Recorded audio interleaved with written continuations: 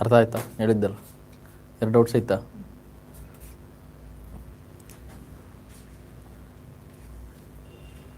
ಇಲ್ಲೊಂದು ಕೆಲವೊಂದು technical words ಬರ್ತವೆ, ಅದೇನೋ ಕರೆಕ್ಟಾಗಿ ನಿಮ್ಗೆ ಅರ್ಥ ಆಯಿತು ಅಂತಂದರೆ ಈ ಚಾಪ್ಟರ್ ಈಸಿಯಾಗಿ ಅರ್ಥ ಆಗುತ್ತೆ. ಈ ಸರಿ KPSCನಲ್ಲಿ ಇಲ್ಲಿ ಏನಿದಾವಲ್ಲ ಸ್ಟೇಟ್ಮೆಂಟು, ಇದೇ ಸ್ಟೇಟ್ಮೆಂಟ್ ಅವ್ನು ನೀಟಾಗಿ ಕೊಟ್ಟಿದ್ದು. ಒಂದು ಇದಿತ್ತಲ್ಲ, ನೀವು ನೆನಪಿಗೆ ಕರೆಕ್ಟಾಗಿ ನೋಡಿ.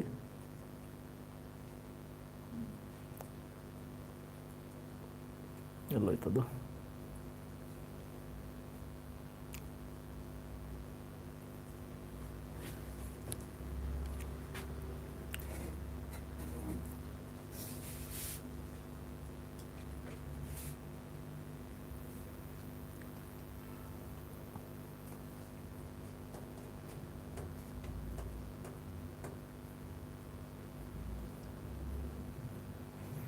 ನೋಡಿ,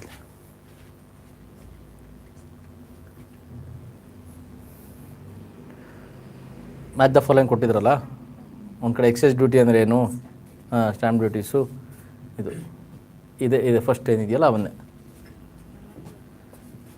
ಏನು ಹಾಕಿದ್ರಿ? ಆಪ್ಷನ್ 1ನಾ 2ನಾ? ಅಲ್ಲಿ ಕೊಟ್ಟಿರೋದು ಎಲ್ಲ ಸ್ಟೇಟ್ಮೆಂಟು ಕರೆಕ್ಟಾಗಿದ್ದು, ಅಂದರೆ ಡೈರೆಕ್ಟಾಗಿ ಕೊಟ್ಟಿದ್ರು. A with 1, B with 2, C with 3, D with 4. Option 1 correct answer ಅದಕ್ಕೆ. C, constitution has given financial power, legislative power and the administrative power. It has been divided between central government and the state government. When it comes to the administrative power and the legislative power, there we are going to see state government is in line with the central government to some extent, power being equally divided. When it comes to the financial relations, there we are going to see the real subordination. ಈ ಭಾಗದಲ್ಲಿ ರಾಜ್ಯ ಕೇಂದ್ರಕ್ಕಿಂತ ಅಧೀನವೋ ಇಲ್ವೋ ಅಂತೇಳಿ ಇಲ್ಲೇ ಗೊತ್ತಾಗ್ಬಿಡುತ್ತೆ. ಏಕೆಂತಂದರೆ ಹಿಂದೆ ನಾವು ನೋಡಿರೋಂಥ ಪವರ್ಸ್ನ ನಾವೇನೋ ಚೆಕ್ ಮಾಡಿದ್ರೆ they are superior in their own field. Central government, state government ತನ್ನದೇ ಆದಂಥ ಕಾರ್ಯಕ್ಷೇತ್ರ ಇತ್ತು, ತನ್ನದೇ ಆದಂತಹ ಅಧಿಕಾರ ವ್ಯಾಪ್ತಿ ಇತ್ತು. ಹಾಗಾಗಿ ಆ ಕ್ಷೇತ್ರದಲ್ಲಿ ಅವು ರಾಜರ ಥರನೇ ವರ್ಕ್ ಮಾಡ್ತಾಯಿದ್ವು. When it comes to the financial issues, ಹಣಕಾಸಿಗೆ ಸಂಬಂಧಪಟ್ಟಂಥ ಸಂದರ್ಭದಲ್ಲಿ ಇದನ್ನು ನಾವೇನೋ ಕರೆಕ್ಟಾಗಿ ನೋಡಿದ್ರೆ state will always be subordinate to the central government. ಇಲ್ಲಿ ನಮ್ಮ ಯೂನಿಟರಿ ಸಿಸ್ಟಮ್ ಏನಿದೆಯಲ್ಲ ಅಥವಾ ಸಬಾರ್ಡಿನೇಷನ್ ಸಿಸ್ಟಮ್ ಏನಿದೆಯಲ್ಲ ಇಲ್ಲಿ ಕಾಣಿಸ್ತಾ ಹೋಗುತ್ತೆ. ನೋಡಿ ಹೆಂಗೆ in India the allocation of the fund or the taxing power lies with the both central government and the state government, to some extent local government also. State ಗೌರ್ಮೆಂಟ್ಗೂ ಮತ್ತು ಸೆಂಟ್ರಲ್ ಗೌರ್ಮೆಂಟ್ಗೂ ಎಷ್ಟು ಪವರ್ ಇದೆ ಅಂತಂದರೆ, the parliament has the exclusive power to levy taxes on the subjects enumerated in the union list which are 13 in number. ಸರಿನಾ? ನಂಬರ್ನ ನೀವು ಕರೆಕ್ಟಾಗಿ ಚೆಕ್ ಮಾಡಿದ್ರೆ it is 13. The state legislature, the taxes mentioned in the state list but it is 18 in number. The number of taxes are the power to impose or levy the taxes on which subject ಏನಿದೆಯಲ್ಲ ಆ ಅಂಶಗಳನ್ನು ನಾವೇನೋ ಕರೆಕ್ಟಾಗಿ ಗಮನಿಸಿದ್ರೆ state ಗೌರ್ಮೆಂಟ್ಗೆ number of subjects ಜಾಸ್ತಿ ಕೊಟ್ಟಿದ್ದಾರೆ taxes. ಆದರೆ ನಂಬರ್ ಆಫ್ ಟ್ಯಾಕ್ಸಸ್ ಇದೇನಿದೆಯಲ್ಲ ರೇಂಜು ಇದು ಇಲ್ಲಿಗೆ ಕಡಿಮೆ ಇದೆ. ಆದರೆ ದುಡ್ಡು ಕಲೆಕ್ಷನ್ ಆಗೋದು ಎಲ್ಲಿ ಜಾಸ್ತಿ ಇದೆ? The amount money will be collected from the central government will be always greater than the state government. ಯಾಕೆಂತಂದರೆ ಮೇಜರ್ ಟ್ಯಾಕ್ಸಸ್ ಏನಿದಾವಲ್ಲ, direct taxes, indirect taxes, they are with the central government. ಇದೇನಾದರೂ state government ಹತ್ರ ಇರೋಂಥ taxes ಏನಿದಾವಲ್ಲ ಅವೆಲ್ಲ ಸಣ್ಣ ಪುಟ್ಟವು. ನಮಗೆ entertainment tax ಇರ್ಬೋದು, ಇಲ್ಲ ಪ್ರಾಪರ್ಟಿ ಟ್ಯಾಕ್ಸ್ ಇರ್ಬೋದು, ಇಲ್ಲ ಲ್ಯಾಂಡ್ ಟ್ಯಾಕ್ಸ್ ಇರ್ಬೋದು, ಇಲ್ಲ ಅಂತಂದರೆ ಟ್ರೇಡ್ ಟ್ಯಾಕ್ಸ್ ಇರ್ಬೋದು, ಸೇಲ್ಸ್ ಟ್ಯಾಕ್ಸು, ಇದೆಲ್ಲದು ತುಂಬಾ ಚಿಕ್ಕವಿದ್ದಾವೆ. When we compare the amount collected by the state government it will be like with the central government. ಅಲ್ಲಿ ನಮಗೆ ಕಲೆಕ್ಷನ್ ಆಗೋಂಥದ್ದು ಯಾವುದು ಅಂದರೆ ಇನ್ಕಮ್ ಟ್ಯಾಕ್ಸ್ ಇದೆ, ಕಾರ್ಪೊರೇಟ್ ಟ್ಯಾಕ್ಸ್ ಇದೆ, apart from that other taxes which have the use money. ಹಾಗಾಗಿ ನಂಬರ್ಸಲ್ಲಿ ಏನು ವ್ಯತ್ಯಾಸ ಇಲ್ಲ, ಆದರೆ ದುಡ್ಡು ಕಲೆಕ್ಷನ್ ಏನಿದೆಯಲ್ಲ ಅದರಲ್ಲಿ ಮಾತ್ರ ತುಂಬಾ ವ್ಯತ್ಯಾಸ ಇದೆ. ನೆಕ್ಸ್ಟ್ ಇಲ್ಲೊಂದು ಕೀವರ್ಡ್ ಇದೆ, ಲೆವಿ ಅಂತಂದರೆ ಏನು ಹೇಳಿ ನೋಡಿ.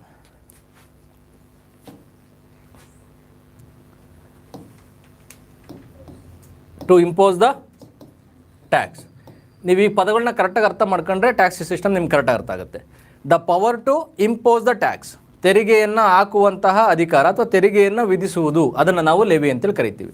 Any tax can be collected with the backup of law or act.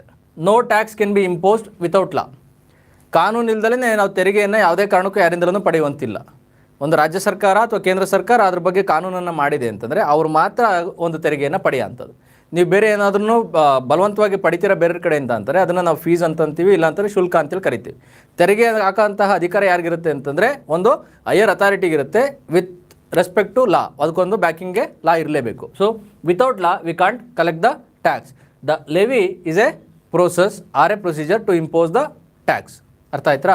ತೆರಿಗೆಯನ್ನು ವಿಧಿಸುವಂತಹ ಕ್ರಿಯೆಗೆ ನಾವು ಲೆವಿ ಅಂತೇಳಿ ಕರಿತೀವಿ. Tax bean levied. ಲೆವಿ ಯಾರು ಮಾಡ್ಬೋದು? Both central government, state government and even local government these days. ಸರಿನಾ?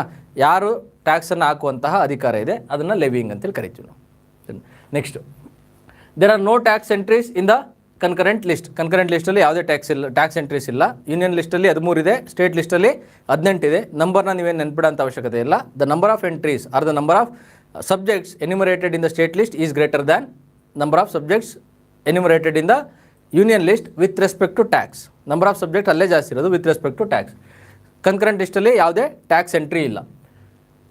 In other words, the concurrent jurisdiction is not available with respect to the tax legislation earlier. But 101st Amendment Act 2016 has made an exception by making the special provisions with respect to the goods and services tax. This amendment has conferred the concurrent power upon the parliament and the state legislature to make the laws governing the goods and services tax. ನಿಮಗೆ ಕರೆಕ್ಟಾಗಿ ಗೊತ್ತಿದೆ. CGST ಮತ್ತು IGST will be with respect to parliament, SGST with respect to state legislature. Within the state, CGST and SGST are available. When it is between the states or interstate, then only IGST is available. The residuary powers of the taxation, that is the power to impose the taxes not enumerated in any of the 3 lists, is vested with the parliament. ಎಲ್ಲ residuary powers ಯಾರಿಗೆ ಕೊಟ್ಟಿದ್ದೀವಿ ನಾವು ಇಂಡಿಯಾದಲ್ಲಿ? It's with the parliament to maintain the uniformity. Under this provision, parliament has imposed the gift tax, wealth tax, expenditure tax. ಇವೆಲ್ಲವೂ direct ಟ್ಯಾಕ್ಸಾ indirect ಟ್ಯಾಕ್ಸಾ? Indirect tax. Wealth tax, gift tax, they are direct tax. ಸರಿನಾ? ಆ direct ಟ್ಯಾಕ್ಸ್ಗೂ indirect ಟ್ಯಾಕ್ಸ್ಗೂ ಇರೋಂಥದ್ದು ಪದಗಳನ್ನ ಕರೆಕ್ಟಾಗಿ ನೆನ್ಕೊಳ್ಳಿ. ಯಾರು impose ಮಾಡ್ತಾರೆ ಅದ್ರ ಫೈನಲ್ ಬರ್ಡನ್ನು ಯಾರ ಮೇಲೆ ಇರುತ್ತೆ ಮತ್ತು ಇನಿಷಿಯಲ್ ಬರ್ಡನ್ನು ಯಾರ ಮೇಲೆ ಇರುತ್ತೆ, ಅದರ ಆಧಾರದ ಮೇಲೆ we are going to decide whether it is direct tax or indirect tax. ಸರಿನಾ? ಇಲ್ಲಿರೋಂಥದ್ದು ಇವೆಲ್ಲ these tax been formulated under the residuary powers of the parliament. Next,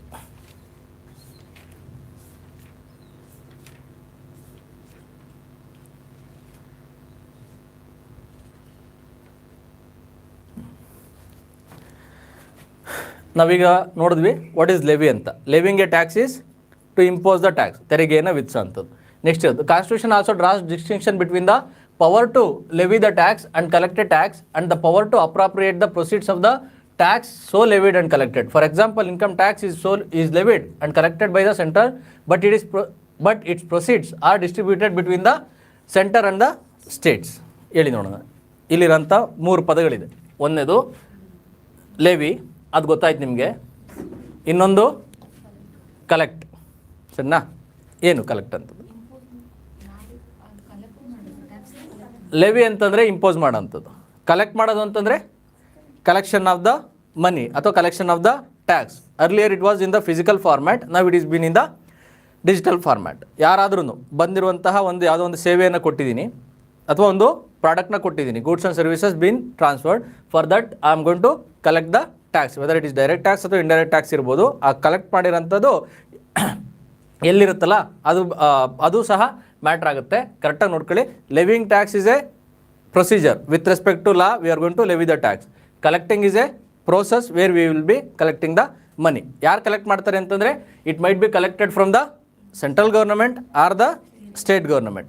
but ಇಲ್ಲೊಂದು ಕಡೆ ಹೇಳ್ತಾ ಇದ್ದಾರೆ ಏನಂತಂದರೆ the income tax is a such a tax, it will be levied and collected by centre. ಅದರ ಅರ್ಥ ಏನು ಅಂತಂದರೆ ಲೆವಿಡ್ ಅಂದರೆ ಯಾರು ಆಗ್ತಾರೆ ಅಂತಂದರೆ ಸೆಂಟರ್ ಆಗ್ತಾ ಇದೆ, ಕಲೆಕ್ಟ್ ಯಾರು ಮಾಡ್ತಾ ಇದ್ದಾರೆ?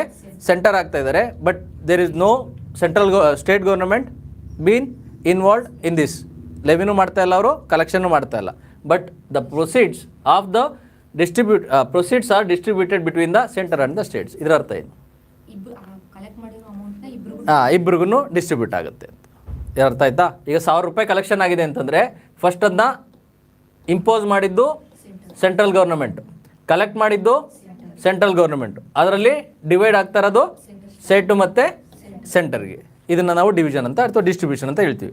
ಈ ಡಿಸ್ಟ್ರಿಬ್ಯೂಷನಲ್ಲಿ ಅದು ಈಕ್ವಲ್ ಆಗಿರುತ್ತೋ ಅನ್ಈಕ್ವಲ್ ಆಗಿರುತ್ತೋ that is different issue, but it will be distributed between the centre and the state based on the recommendations of some of the committee or with the discretionary power of the central government. ಅದು ಇಷ್ಟಪಟ್ಟರೆ ಎಷ್ಟು ಬೇಕಾದ್ರೂ ಕೊಡ್ಬೋದು, ಇಲ್ಲಾಂದ್ರೆ ಯಾವ್ದಾದ್ರು ಒಂದು committee ಹೇಳುತ್ತೆ ಸ್ವಾಮಿ ನೀನು ಇಷ್ಟು ದುಡ್ಡನ್ನ ಅವ್ರಿಗೆ ಕೊಡು, ಅವರು ಇವತ್ತು ಬದುಕಬೇಕು ಅಂದರೆ ಅವ್ರಿಗೆ ಬೇಕು ಅಂತ. ಸೊ ಅದನ್ನು ನಾವಿಲ್ಲಿ ನೋಡ್ಕೋಬೇಕು. ಈಗ ನಿಮ್ಗೆ ಒಟ್ಟು 3 ಪದಗಳು ಅರ್ಥ ಅದು, ಒಂದು ಲೆವಿ, ಇನ್ನೊಂದು ಕಲೆಕ್ಟು, ಇನ್ನೊಂದು ಡಿಸ್ಟ್ರಿಬ್ಯೂಟ್ ಅಂತ. ಕಲೆಕ್ಷನ್ ಮಾಡಿರೋದನ್ನ ಹೆಂಗೆ ಡಿಸ್ಟ್ರಿಬ್ಯೂಟ್ ಮಾಡ್ತಾರೆ ಅಂತ ನೆಕ್ಸ್ಟ್ ನೋಡಿ. The state legislature can impose the taxes on the professions, it should not exceed the 2500 per annum. Income ಟ್ಯಾಕ್ಸ್ನ ಯಾರು ಹಾಕ್ಬೋದು? Central government. ಹಾಗಾಗಿ ಸ್ಟೇಟ್ಗೆ ಆ ಇನ್ಕಮ್ ಟ್ಯಾಕ್ಸ್ ಪವರ್ ಇರೋದಿಲ್ಲ. ಆದರೆ ಪ್ರೊಫೆಷನಲ್ ಟ್ಯಾಕ್ಸ್ ಅಂತ ಹಾಕ್ತಾರೆ. It will start from the 100 rupees 200 rupees ಎಲ್ಲಿಂದಲೂ ಇದು ಮಾಡ್ತಾರೆ. ಬಟ್ ದ ಪರ್ ಆನಮ್ ವರ್ಷಕ್ಕೆ ಹೈಯೆಸ್ಟ್ ಎಷ್ಟಿರಬೇಕು ಅಂತಂದರೆ 2,500 ಅಷ್ಟೇ. ತಿಂಗಳಿಗೆ 200ರಿಂದ 210 ರೂಪಾಯಿನ ಕಲೆಕ್ಷನ್ ಮಾಡ್ಕೊತಾರೆ. ಯಾರಾದರೂ ಪ್ರೊಫೆಷನ್ ಅವ್ರಿಗೆ ಎಷ್ಟಾದ್ರೂ ಸಂಬಳ ಬರ್ತಾ ಇರಲಿ ಇಷ್ಟೊಂದು ಕಲೆಕ್ಷನ್ ಮಾಡ್ಕೊಂತಾರೆ. ರೈಟ್, ನೋಡ್ತಾನೆ ಗೊತ್ತಾಗುತ್ತೆ. The amendment provided for subsuming the various central indirect taxes and levies such as central excise duty, additional excise duty levied under the medicinal and toilet preparations excise duties act 1955, service tax, additional custom duty. ಇದು ಕರೆಕ್ಟಾಗಿ ನೆನ್ಪಿಡಿ, additional customs duty. ಯಾಕೆಂತಂದರೆ customs duty export ಮತ್ತು import GST ಒಳಗಡೆ ಇಲ್ಲ. ಹಾಗಾಗಿ custom duty ಏನಿದೆಯಲ್ಲ, ಆ ಕಸ್ಟಮ್ ಡ್ಯೂಟಿ, ಕಸ್ಟಮ್ ಅಂತಂದರೆ ನಮ್ಮ ಇಂಡಿಯಾದ ಬಾರ್ಡ್ರ್ ಏನಿದೆ ಆ ಬಾರ್ಡ್ರಿಗೆ ಬರೋದಕ್ಕೆ ಮುಂಚೆ ಇಲ್ಲೇನು ನಾವು ಟ್ಯಾಕ್ಸ್ ಕಟ್ತೀವಲ್ಲ ಅದನ್ನ ನಾವು ಕಸ್ಟಮ್ ಡ್ಯೂಟಿ ಅಂತ ಕರಿತೀವಿ. ಭಾರತ ದೇಶದ ಒಳಗಡೆ ಬರಬೇಕು ಅಂದರೆ ಡ್ಯೂಟಿನ ಕಟ್ಟಿ ಒಳಗಡೆ ಬರಬೇಕು. ಇದರಿಂದ ಆಚೆ ಹೋಗಬೇಕು ಅಂತಂದರೆ ಡ್ಯೂಟಿನ ಕಟ್ಟಿ ಆಚೆ ಹೋಗಬೇಕು. ಇದನ್ನು ಕಸ್ಟಮ್ ಡ್ಯೂಟಿ ಅಂತ ಕರಿತೀವಿ. This custom duty is not covered under GST, but additional custom duty is covered under GST. Additional custom duty ಅಂತಂದರೆ ಇಲ್ಲಿಂದ ಒಳಗಡೆ ಎಂಟರ್ ಆಗೋದಕ್ಕೆ ಟ್ಯಾಕ್ಸ್ ಹಾಕಿದ್ದೀನಿ, ಎಂಟರ್ ಆದಮೇಲೆ ನಾನು ಅಡಿಷನಲ್ ಟ್ಯಾಕ್ಸ್ ಹಾಕ್ತೀನಿ. It has entered into Indian borders, Bharat ದೇಶದ ಒಳಗಡೆ ಬಂತದು, cross the borders and entered into India, then it will be considered as a goods in India. So ಅಲ್ಲಿಂದ ನಾನು ಸ್ಟಾರ್ಟ್ ಮಾಡ್ತೀನಿ ಟ್ಯಾಕ್ಸ್ ಹಾಕೋದಕ್ಕೆ. So additional custom duty is covered under GST. Then special additional duty, this is also covered. Central surcharges and cesses so far as they related to the supply of goods and services. ಎಲ್ಲ central ಸರ್ಚಾರ್ಜಸ್ಸು ಮತ್ತು ಸೆಸಸ್ಸು ಕಂಪ್ಲೀಟಾಗಿ GST ಒಳಗಡೆ subsume ಆಗಿದೆ ಅಂತ ಅದರ ಅರ್ಥ. Next, similarly the amendment provide for the subsuming of the state value added tax, VAT ಅಂತ ಏನಿತ್ತಲ್ಲ ಅದನ್ನು ತೆಗೆದಿದ್ದಾರೆ. Sales tax, entertainment tax, and then the central sales tax, then Octroi and entry tax, purchase tax, luxury tax, taxes on the lottery, betting, gambling, and the state surcharges and the cesses. ಇವಿಷ್ಟು ಇದರೊಳಗಡೆ ಇರೋಂಥದ್ದು. ಒಂದು ಸರಿ ನೀವು ಕರೆಕ್ಟಾಗಿ ಗಮನ ಇಟ್ಟು ನೋಡಿ, ಯಾವುದನ್ನು ನೀವು ನೆನ್ಪಿಡಬೇಕು ಅಂತಂದರೆ ಈ ಥರ ಇಂಪಾರ್ಟೆಂಟ್ ಆಗಿರೋಂಥದ್ದು. ಇಲ್ಲಿ ಮಿಕ್ಕಿರೋಂಥವೆಲ್ಲವನ್ನು ನಿಮಗೆ ನೋಡ್ತಿದ್ದಂಗೆ ಗೊತ್ತಾಗುತ್ತೆ whether it is been assumed or not ಅಂತ, whether it is related to goods and services. ಹಿಂದೆ ಸರಕು ಮತ್ತು ಸೇವೆಗಳ ಮೇಲೆ ತೆರಿಗೆನ ಹಾಕ್ತಿದ್ರಾ, ಅದು ಅದಕ್ಕೆ ಸಂಬಂಧಪಟ್ಟಿತ್ತ ಅಂತ ಒಂದು ಸರಿ ನೋಡ್ಕೊಂಡ್ರು ಸಾಕು, ನಿಮ್ಗೆ ಗೊತ್ತಾಗ್ಬಿಡುತ್ತೆ whether it is be subsumed in the GST or not ಅಂತ. ಇದಿಷ್ಟನ್ನು ಒಂದು ಸರಿ ನೋಡಿ. ಇದರಲ್ಲಿ ಮುಖ್ಯವಾಗಿ ನಮಗೆ ಬೇಕಾಗಿರೋಂಥದ್ದು ಸರ್ಚಾರ್ಜು ಮತ್ತು ಸೆಸ್ಸು, ಕಸ್ಟಮ್ ಡ್ಯೂಟಿ. ಸರ್ಚಾರ್ಜ್ ಅಂದ್ರೇನು, ಸೆಸ್ ಅಂತಂದ್ರೇನು?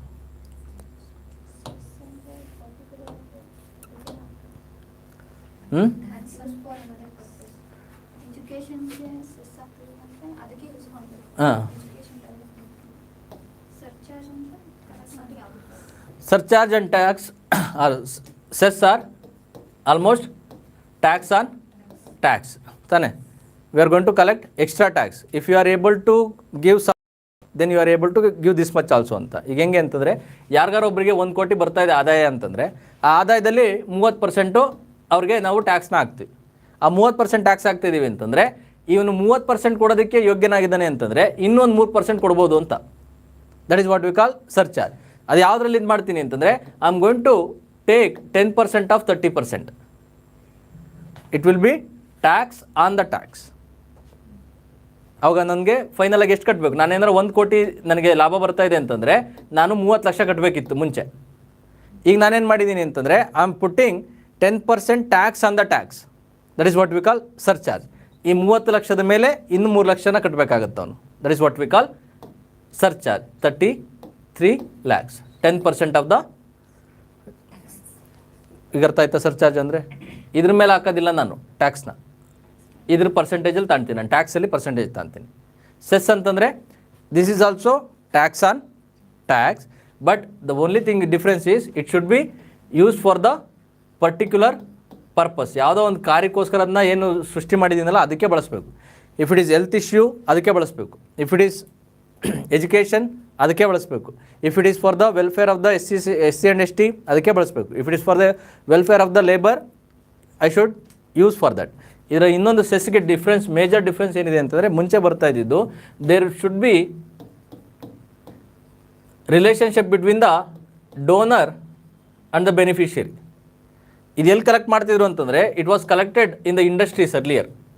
ಕಂಪನಿಗಳಲ್ಲಿ ಕಲೆಕ್ಷನ್ ಮಾಡಿ ಯಾರಿಗೋಸ್ಕರ ಬಳಸ್ತಾ ಇದ್ರು ಅಂತಂದರೆ ವೆಲ್ಫೇರ್ಗೆ ಅಂತ, ಲೇಬರ್ ವೆಲ್ಫೇರ್ಗೆ. ಕೊಡ್ತಾರೆ ಯಾರು? ಇಂಡಸ್ಟ್ರಿ ಮತ್ತು ಲೇಬರ್ಸು. ಯಾರಿಗೆ ಬಳಕೆ ಆಗ್ತೈತೆ?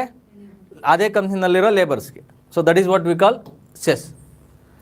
ಆಯಿತಾ? ಯಾವಾಗ ಅಂತಂದರೆ ನಿಮ್ಗೆ ಯಾವ್ದು ದುಡ್ಡು ಬೇಕು ಅನ್ಸುತ್ತಲ್ಲ ಎಕ್ಸ್ಟ್ರಾ ಸೆಂಟ್ರಲ್ ಗೌರ್ಮೆಂಟ್ಗೆ, ಅವಾಗ ಬಳಸ್ತಾರೆ. ಇವೆರಡೂ ಸಹ ಸೆಂಟ್ರಲ್ ಗೌರ್ಮೆಂಟ್ಗೆ ಯಾರು ಆಗ್ತಾರಲ್ಲ ಅವ್ರಿಗೆ ಸಂಬಂಧಪಟ್ಟಿರೋದು. They are not suppose they will not be in the obligation to share with the state. ಅದು ಅವ್ರಿಗೆ ಹೆಂಗೆ ಬೇಕು ಅವ್ರು ಬಳಸ್ಕೋಬೋದು. ಬಟ್ ಇದನ್ನು ಯಾವ ಪರ್ಪಸ್ಗೆ ಹಾಕಿದಾರಲ್ಲ ಅದೇ ಪರ್ಪಸ್ಗೆ ಬಳಸ್ಕೋಬೇಕು. ಎಜುಕೇಷನ್ ಅಂದರೆ ಎಜುಕೇಷನ್ನು, ರೋಡ್ ಅಂದರೆ ರೋಡು, ಹೆಲ್ತ್ ಅಂದರೆ ಹೆಲ್ತ್ ಸೆಕ್ಟರ್, ಇನ್ಫ್ರಾಸ್ಟ್ರಕ್ಚರ್ ಅಂದರೆ ಇನ್ಫ್ರಾಸ್ಟ್ರಕ್ಚರ್ಗೆ ಬಳಸಬೇಕು.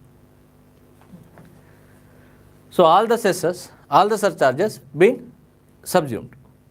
But over the period of time collection ಕಡಿಮೆ ಆದಮೇಲೆ ಮತ್ತೆ ಇದನ್ನು ಸೆಸ್ಸಸ್ ಎಲ್ಲ ಹಾಕಕ್ಕೆ ಸ್ಟಾರ್ಟ್ ಆಗಿದೆ ನೋಡಿ. ಸೊ ಯಾವ ಟ್ಯಾಕ್ಸು ಹೆಂಗೆ ಇದು ಬರುತ್ತೆ ಅಂತೇಳಿ ಆರ್ಟಿಕಲ್ 268 ಕಾಣಕ್ಕೆ ಸ್ಟಾರ್ಟ್ ಆಗುತ್ತೆ.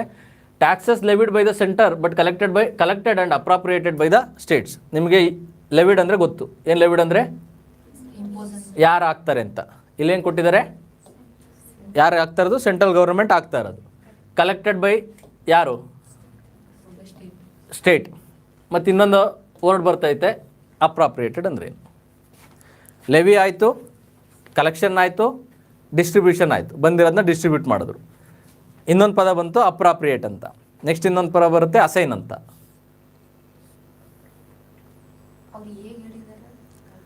ಅದೇ ಏನಂತಂದರೆ ಅಪ್ರಾಪ್ರಿಯೇಟೆಡ್ ಅಂತಂದರೆ in simple words to give ಅಂತ, ಅಸೈನ್ ಅಂತಂದರೆ ಟು ಗಿವ್ ಅಂತ, ಡಿಸ್ಟ್ರಿಬ್ಯೂಟ್ ಅಂತಂದರೆ ಟು ಡಿವೈಡ್ ಅಂತ. ಆಯಿತಾ? ಅಪ್ರಾಪ್ರಿಯೇಟ್ ಅಂತಂದರೆ certain amount will be given to some political entity. ಆಯ್ತಾ? ಒಂದು ಮೀನಿಂಗ್. ಇಲ್ಲಿ ಇನ್ನೊಂದೇನಿದೆ ಅಂತಂದರೆ ಕರೆಕ್ಟಾಗಿ ನೀವು ನೋಡಿ, taxes levied by the centre but collected by the state and appropriated by the state ಅಂತ ಅದರ ಅರ್ಥ. ದುಡ್ಡು ಬಂದಿದೆ, ಆ ದುಡ್ಡನ್ನು ಯಾರು ಕಲೆಕ್ಟ್ ಮಾಡ್ಕೊಂಡಿದ್ದಾರೆ? ಸ್ಟೇಟು. ಅಪ್ರಾಪ್ರಿಯೇಟ್ ಯಾರು ಮಾಡ್ಕೊಂಡಿದ್ದಾರೆ? ಯೂಸ್ ಯಾರು ಮಾಡ್ಕೊಂಡಿರೋದು? ಸ್ಟೇಟೇ. ಸರಿನಾ? ಅದರ ಅರ್ಥ ಏನು ಅಂತಂದರೆ it never reach the central government ಅಂತ. ಹೋಗೇ ಇಲ್ಲ ಅಲ್ಲಿ ಮೇಲ್ಗಡೆವರೆಗೂ, ಇಲ್ಲೇ ಇದೆ. And it will never become the part of consolidated fund of India. ನಮ್ದು ಏನೇ ರೆವಿನ್ಯೂ ಇದ್ರೆ ಎಲ್ಲಿಗೆ ಹೋಗುತ್ತೆ? CF ಕಂಟಿಜೆನ್ಸಿ ಎಮರ್ಜೆನ್ಸಿ ಪರ್ಪಸ್ ಇರೋದು ತಾನೇ. ಈಗ ಅರ್ಥ ಆಯ್ತಾರ? ಅಪ್ರಾಪ್ರಿಯೇಟ್ ಅಂದರೆ ಮನಿ, ಲೆವಿಡ್ ಅಂತಂದ್ರೇನು, ಕಲೆಕ್ಟೆಡ್ ಅಂತಂದ್ರೇನು, ಅಪ್ರಾಪ್ರಿಯೇಟೆಡ್ ಅಂತಂದ್ರೇನು. It will be levied by the central government, collected by the state government and appropriated by the state government. ಆ ಥರದ ಯಾವಿದಾವೆ ಅಂತಂದರೆ stamp duties on the bills of exchange, stamp duties on the cheques, stamp duties on the promissory notes, policies of the insurance and transfer of shares and others. ಇವತ್ತು ನೀವೇನು ಪಾಲಿಸಿನ ಇದು ಮಾಡ್ತಿರಲ್ಲ ಅದ್ರ ಮೇಲೆ ಏನು ಟ್ಯಾಕ್ಸ್ ಕಟ್ತಿರಲ್ಲ, ಆ ಟ್ಯಾಕ್ಸ್ನ ಕಟ್ಟೋದಕ್ಕೆ ಒಂದು ಸ್ಟಾಂಪ್ ಪೇಪರ್ ಬರುತ್ತೆ, ಅಥವಾ ಅದು ಇದಕ್ಕೆ ಒಂದು ಟ್ಯಾಕ್ಸ್ನ ಕಟ್ತೀರ. ಆ ಟ್ಯಾಕ್ಸ್ ಯಾರ ಹತ್ರ ಹೋಗುತ್ತೆ ಅಂತಂದರೆ ಸ್ಟೇಟ್ ಗೌರ್ಮೆಂಟ್ ಹತ್ರ ಇರುತ್ತೆ. ಬಟ್ ಅದನ್ನ ಡಿಸೈಡ್ ಯಾರು ಮಾಡಿರ್ತಾರೆ? 1% ಅಥವಾ 2% ಅಂತ ಯಾರು ಡಿಸೈಡ್ ಮಾಡ್ತಾರೆ? ಸೆಂಟ್ರಲ್ ಗೌರ್ಮೆಂಟ್ ಡಿಸೈಡ್ ಮಾಡಿರೋದು. ಮನಿ ಯಾರು ಕಲೆಕ್ಟ್ ಮಾಡ್ಕೊಂಡಿರೋದು? ಸ್ಟೇಟ್. ಯಾರು ಬಳಸ್ಕೊಂಡಿರೋದು? ಸ್ಟೇಟ್. ಇದನ್ನು ನಾವು tax levied by the centre but collected by the state and appropriated by the state. ಆ ಥರದ್ದು ಯಾವುದು ಬೆಸ್ಟ್ ಎಕ್ಸಾಂಪಲ್ ಅಂದರೆ ಸ್ಟಾಂಪ್ ಡ್ಯೂಟೀಸ್. ಅರ್ಥ ಆಯ್ತಾ? ಮುಂದೆ ಹೋಗೋಣ. ನೆಕ್ಸ್ಟ್ ಬನ್ನಿ. Taxes levied and collected by the centre but assign to the states. ಹೇಳಿ ನೋಡೋಣ ಇದೇನು ಅಂತ. ಅಲ್ಲಿ ಅಪ್ರಾಪ್ರಿಯೇಟ್ ಆಯಿತು, ಇಲ್ಲಿ ಅಸೈನ್ ಅಂತ ಬಂತು. ಲೆವಿಡ್ ಅಂದರೆ ಟು ಇಂಪೋಸ್, ಯಾರು ಆಗ್ತಾ ಇದ್ದಾರೆ? ಸೆಂಟರ್. ಕಲೆಕ್ಟೆಡ್ ಅಂದರೆ ಟು ಕಲೆಕ್ಟ್ ಅಂತ, ಕಲೆಕ್ಟ್ ಮಾಡ್ತಾ ಇರೋದು ಯಾರು? Centre. But assign to the states. ಅದರ ಅರ್ಥ ಅಸೈನ್ ಡಿಸ್ಟ್ರಿಬ್ಯೂಟ್ ಅಂತಂದರೆ ಇರೋದನ್ನ ಹಂಚ್ಕೊಳ್ಬೇಕು ಅಂತ. ಅಸೈನ್ ಅಂತಂದರೆ ನಿಂಗೆ ಬಂದಿರೋದು ಬೇರೆ ಯಾರ್ದೋ ನೀನು ಬಳಸ್ಕೊಂಡಿದ್ಯಾ, ಅದನ್ನು ನೀನು ಕೊಟ್ಕೊಡ್ಬೇಕು ಅಂತ. ಅಥವಾ ನೀನು ಕಲೆಕ್ಟ್ ಮಾಡೋದು just you are acting as a intermediate ಅಂತ. ನೋಡಿ ಬೇಕಿದ್ರೆ. The following taxes fall under this category. Taxes on the sale and purchase of the goods other than the newspaper in the course of interstate trade or commerce. Interstate trade or commerce ಅಂತಂದ್ರೆ ಯಾವ್ದು ಬಂತು? ಸರಿನಾ? ಯಾರು collect ಮಾಡ್ತಾರೆ ಇದನ್ನ? Centre. ಯಾರಿಗೆ ಕೊಡ್ತಾರೆ? ಸ್ಟೇಟಿಗೆ ಕೊಡ್ತಾರೆ. ಸರಿನಾ? Taxes on the consignment of the goods and in the course of interstate trade and commerce. ಎರಡು ರಾಜ್ಯಗಳ ನಡುವೆ ನಡೆದಿರೋಂತಹ ವ್ಯಾಪಾರ ವಹಿವಾಟು ಏನಿದೆಯಲ್ಲ, ಈ ವ್ಯಾಪಾರ ವಹಿವಾಟಿನಲ್ಲಿ ಬರುವಂತಹ ಎಲ್ಲ ಟ್ಯಾಕ್ಸು ತೆರಿಗೆಯನ್ನು ಮೊದಲು ಸೆಂಟ್ರಲ್ ಗೌರ್ಮೆಂಟ್ ಕಲೆಕ್ಷನ್ ಮಾಡ್ಕೊಳುತ್ತೆ. ಕಲೆಕ್ಷನ್ ಮಾಡಿ ಯಾವ ರಾಜ್ಯಕ್ಕೆ ಎಷ್ಟು ಕೊಡಬೇಕಲ್ಲ ಆ ರಾಜ್ಯಕ್ಕೆ ಅಷ್ಟನ್ನು ಅಸೈನ್ ಮಾಡುತ್ತೆ. ಸರಿನಾ? ಡಿಸ್ಟ್ರಿಬ್ಯೂಷನ್ ಅಂತಂದರೆ ತನ್ನ ಬಳಿ ಇರೋಂಥದ್ದನ್ನು ಹಂಚೋ ಅಂಥದ್ದು. ಅಸೈನ್ ಅಂತಂದರೆ ತನ್ನ ಬಳಿಗೆ ಬಂದಿರೋಂಥ ದುಡ್ಡು ಯಾಕೆ ಬಂದಿದೆ ಅಂತಂದರೆ because of the interstate trade it got something which was suppose to be given to the state. Sir both the states ಇಲ್ಲ, ಇವಾಗ ಒಂದೇ ಸ್ಟೇಟಿಗೆ ಬಂದೈತೆ. ಕರೆಕ್ಟಾಗಿ ನೋಡಿ ಅದನ್ನ. ವ್ಯಾಟ್ ಅಂತಂದ್ರೆ ಏನು? Value added tax. ಸರಿನಾ? Whether it is destination based or origin based? Origin based ನೋಡಿ ಬೇಕಿದೆ. G S T is destination based or origin based? Destination based. ಸರಿನಾ? ಜಿ ಎಸ್ ಟಿನ ಡೆಸ್ಟಿನೇಷನ್ ಬೇಸ್ಡ್ ಅಂತ ಯಾಕೆ ಕರೀತಾರೆ? ವ್ಯಾಟ್ ಬೇರೆ ಏನಿದೆಯಲ್ಲ ಅವನ್ನ ನೋಡಿ ಗೊತ್ತಾಗುತ್ತೆ.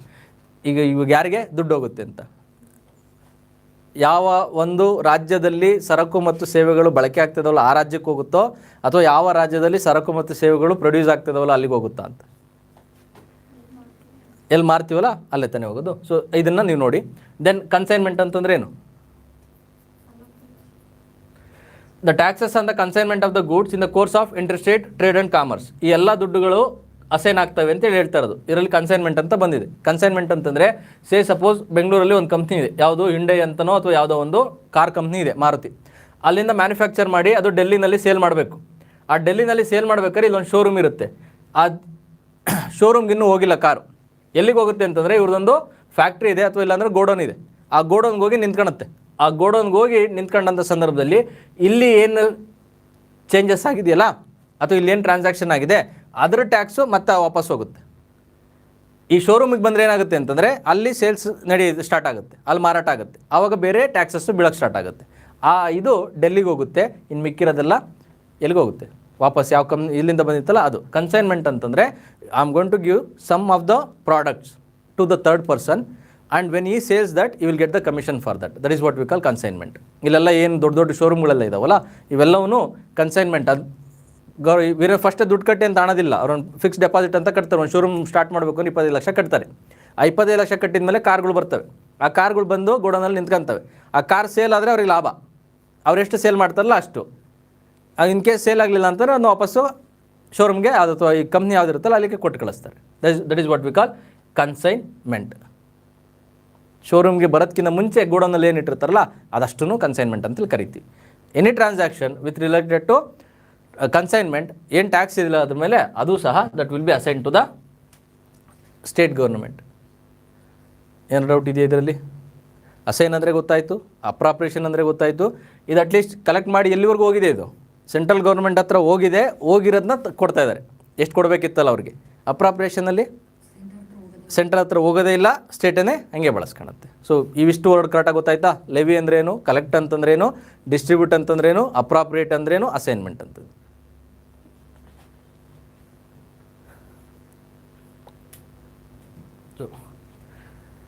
The net proceeds of these taxes do not form the part of consolidated fund of India. Centre ಹತ್ರ ಹೋಗಿದೆ, but it will never be part of consolidated fund of India. ಯಾಕೆ ಅಂತಂದರೆ ಅದು ಅವ್ರಿಗೆ ಸಂಬಂಧನೇ ಇಲ್ಲ. Just they acted as a intermediatory. ಇಲ್ಲಿ ನೋಡಿ next. Levy and collection of the goods and services tax in the course of interstate trade or the commerce article 269A. 269 ನೀಟಾಗಿ ಹೇಳುತ್ತೆ ಏನಂತಂದರೆ the goods and services tax on the supplies in the course of interstate trade or the commerce are levied and collected by the center, but this tax is divided between the center and the states in the manner provided by the parliament on the recommendations of the GST council. Collect ಮಾಡೋದು ಯಾರು, appropriate ಮಾಡೋದು ಯಾರು ಎಲ್ಲದನ್ನು ಸಹ ಪೂರ್ತಿಯಾಗಿ parliament ಬರೆದಿಟ್ಟಿದೆ. 269 ಏನು ಹೇಳುತ್ತೆ ಅಂತ ನೋಡ್ರಿ. Taxes levied and collected by the centre but distributed between the centre and the states. ಇದರ ಅರ್ಥ ಏನು? Taxes levied and collected by the center but distributed between the centre and the states. ಸರಿನಾ? Levied and collected by the, impose ಮಾಡಿರೋದು centre, collect ಮಾಡಿರೋದು centre, ಅವ್ರ ಹತ್ರ ಇದೆ. It is a part of consolidated fund of India. ಅಲ್ಲಿಂದ ತೆಗೆದುಕೊಡ್ತಾರೆ, ಅಲ್ಲಿಂದ they are going to distribute it. ಯಾರಿಗೆ ಸ್ಟೇಟ್ಗೆ ಎಷ್ಟು ಬರಬೇಕು, ಈಗ ಸಪೋಸ್ ಈಗ ಸೆಂಟ್ರಲ್ ಗೌರ್ಮೆಂಟ್ ಇದೆ, ಅವ್ರ ಹತ್ರ ಇರೋ ಬರೋ ಎಲ್ಲ ದುಡ್ಡು ಅವ್ರ ಬಳಿ ಹೋಗಿದೆ. ಆ ಸೆಂಟ್ರಲ್ ಗೌರ್ಮೆಂಟ್ಗೂ ಮತ್ತು ಸ್ಟೇಟ್ಸ್ಗೂ ಎಷ್ಟು ಬರಬೇಕು, ಸ್ಟೇಟ್ 1ಗೆ ಎಷ್ಟು ಬರಬೇಕು, ಸ್ಟೇಟ್ 2ಗೆ ಎಷ್ಟು ಬರಬೇಕು, ಇರೋಂಥ ಸ್ಟೇಟ್ 30ಗೆ ಎಷ್ಟು ಬರಬೇಕು ಅಂತ. So the money will be divided between the centre and the state, or it will be distributed between the centre and state. Tax ಅದು ಯಾವ್ಯಾವುದು ಅಂತಂದರೆ, duties and taxes referred in the article 268, 269 and 269A. ಹಿಂದೆ ಇರೋಂತಹ article ಇದೆಯಲ್ಲ, article ಹೇಳಿದರು. Sorry, the list except which are mentioned in the articles 269A, next 268 and then ಇಲ್ಲೇನಿದೆಯಲ್ಲ ಇವೆಲ್ಲ ಹಿಂದೆ ಬಂದಿರೋಂಥ ಎಕ್ಸೆಪ್ಟ್ ಏನಿದೆ ಅವನ್ನ ಬಿಟ್ಟು ಮಿಕ್ಕಿರೋದೆಲ್ಲದೂ ಇದರೊಳಗಡೆ ಬರುತ್ತೆ. Next surcharges on the taxes and duties, surcharge ಸಹ ಅದರೊಳಗಡೆ ಕವರ್ ಆಗಲ್ಲ, ಅದನ್ನು ಬಿಟ್ಟು ಬೇರೆ ಎಲ್ಲ ಡ್ಯೂಟಿ. ನೆಕ್ಸ್ಟ್ ಇರೋಂಥದ್ದು any cess levied for the specific purposes. Cess ಬರೋದಿಲ್ಲ, ಸರ್ಚಾರ್ಜ್ ಬರೋದಿಲ್ಲ, ಮತ್ತು ಮೇಲ್ಗಡೆ ಇರೋಂತಹ ಟ್ಯಾಕ್ಸಸ್ ಬರೋದಿಲ್ಲ. ಅದನ್ನು ಬಿಟ್ಟು ಬೇರೆ ಟ್ಯಾಕ್ಸಸ್, ಇನ್ಕಮ್ ಟ್ಯಾಕ್ಸ್ ಇರಲಿ, ಕಾರ್ಪೊರೇಟ್ ಟ್ಯಾಕ್ಸ್ ಇರಲಿ, ಎಕ್ಸೈಸ್ ಡ್ಯೂಟಿ ಇರಲಿ, ಅಥವಾ GST ಬೇರೆ ಬೇರೆ ಏನು ಕಲೆಕ್ಷನ್ ಆಗಿದೆ ಅವೆಲ್ಲ ಏನಿದೆಯಲ್ಲ ಅದನ್ನೆಲ್ಲ ಶೇರ್ ಮಾಡ್ಕೊಳ್ತೀವಿ. ಎಕ್ಸೆಪ್ಟ್ ದೀಸ್ 3, ಸರ್ಚಾರ್ಜ್ ಇಲ್ಲ, ಸೆಸ್ ಇಲ್ಲ, ಮತ್ತು ಮೇಲೆ ಮೆನ್ಷನ್ ಮಾಡಿರೋಂಥ 3 ಟ್ಯಾಕ್ಸಸ್ ಇಲ್ಲ. The manner of distribution and the net proceeds of these taxes or duties is prescribed by the president on the recommendations of the finance commission. ಇಲ್ಲೇನಿದೆಯಲ್ಲ ಪದ ಇತ್ತಲ್ಲ distribute ಅಂತ, ಆ ಡಿಸ್ಟ್ರಿಬ್ಯೂಟ್ ಯಾವ ಆಧಾರದ ಮೇಲೆ ಆಗುತ್ತೆ ಅಂತಂದರೆ based on the recommendations of the finance commission. ಈಗ ಅರ್ಥ ಆದ್ವಾ ಪದಗಳು? ಅಸೈನ್ ಬೇರೆ, ಅಪ್ರಾಪ್ರಿಯೇಟ್ ಬೇರೆ, ಲೆವಿಯಿಂಗ್ ಬೇರೆ, ಕಲೆಕ್ಷನ್ ಬೇರೆ, ಡಿಸ್ಟ್ರಿಬ್ಯೂಷನ್ ಏನು ಬಂದಿದೆ ಅದನ್ನು ಬೇರೆ ಇನ್ನೊಬ್ರು ಯಾರೋ ಹೇಳ್ತಾರೆ, ಆ ಹೇಳಿದ ಆಧಾರದ ಮೇಲೆ ನಾನು ಡಿಸ್ಟ್ರಿಬ್ಯೂಟ್ ಮಾಡ್ತೀನಿ, ಇಲ್ಲ ಅಂತಾನೆ ನನ್ನ ಸ್ವಂತ ಇಚ್ಛೆಯಿಂದ ನಾನು ಸ್ಟೇಟ್ ಗೌರ್ಮೆಂಟ್ಗೆ ಕೊಡ್ತೀನಿ. That is what we call distribution. ಈ 5 ಪದಗಳು ನಿಮ್ಗೆ ಕರೆಕ್ಟಾಗಿ ಅರ್ಥ ಆಯಿತು ಅಂತಂದರೆ ನೀವು ಯಾವ ಟ್ಯಾಕ್ಸ್ನ ಆರಾಮಾಗಿ ಓದ್ಕೊಂತೀರ, ನಿಮಗಿನ್ನು ಸಮಸ್ಯೆನೇ ಇಲ್ಲ. ಸರ್ಚಾರ್ಜ್ ಅಂದರೆ ಗೊತ್ತಾಯ್ತು ನಿಮಗೆ, it is nothing but tax on tax. Surcharge on certain taxes and duties for the purpose of article centre. The parliament can at any time levy the surcharges on the taxes. ಇಲ್ಲೇ ಕರೆಕ್ಟಾಗಿ ಕೊಟ್ಟವ್ರು ನೋಡಿದ್ರೆ surcharges ಏನದು? Surcharges on the taxes and the duties referred in the article 269 and 270 mentioned above. The proceeds of the such surcharges go to the center exclusively. Go to the center exclusively. ಅಂದರೆ ಸೆಂಟರ್ಗೆ ಅಷ್ಟೇ, ರಾಜ್ಯದ ಜೊತೆ ಅದನ್ನ share ಮಾಡ್ಕೋಬೇಕು ಅನ್ನೋ ಅವಶ್ಯಕತೆ ಇಲ್ಲ. ಸೆಸ್ ಆದರೂ ಅಷ್ಟೇ, ಸರ್ಚಾರ್ಜ್ ಆದರೂ ಅಷ್ಟೇ. In other words states have no share in this surcharges. However ಇದನ್ನು ಕರೆಕ್ಟಾಗಿ ನೋಡ್ಕೊಳ್ಳಿ. However the goods and services tax is exempted from this surcharge. GST ಮೇಲೆ ಅಂತ ನೀವು ಯಾವುದೇ ಕಾರಣಕ್ಕೂ ಸರ್ಚಾರ್ಜ್ನ ಹಾಕಂಗಿಲ್ಲ. ಇವತ್ತಿನ ದಿವಸ GST ಇದೆ, 5% ಇದೆ, 8% ಇದೆ, ಅಥವಾ 18% ಅಥವಾ 28% ಏನಿದೆಯಲ್ಲ ಅದರ ಮೇಲೆ ನೀವು ಯಾವುದೇ ಕಾರಣಕ್ಕೂ ಹಾಕಂಗಿಲ್ಲ ಅಂತ. ಸರಿನಾ? ಇದು ಈಗ ರೀಸೆಂಟಾಗಿ ಒಂದು ಇಶ್ಯೂ ನಡೀತು, ನಿಮಗೆ ನೆನಪಿದ್ರೆ ಅದನ್ನ ಹೇಳಿ. ಕಾಂಪನ್ಸೇಷನ್ ಆ್ಯಕ್ಟ್ ಅಂತ ಒಂದು ಬಂದಿದೆ. ಏನು ಕಾಂಪನ್ಸೇಷನ್? GST ಕಾಂಪನ್ಸೇಷನ್ ಆ್ಯಕ್ಟ್ ಅಂತ.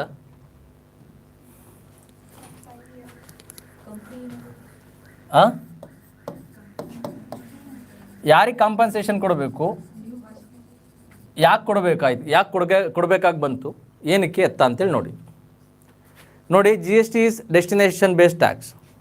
ಸರಿನಾ?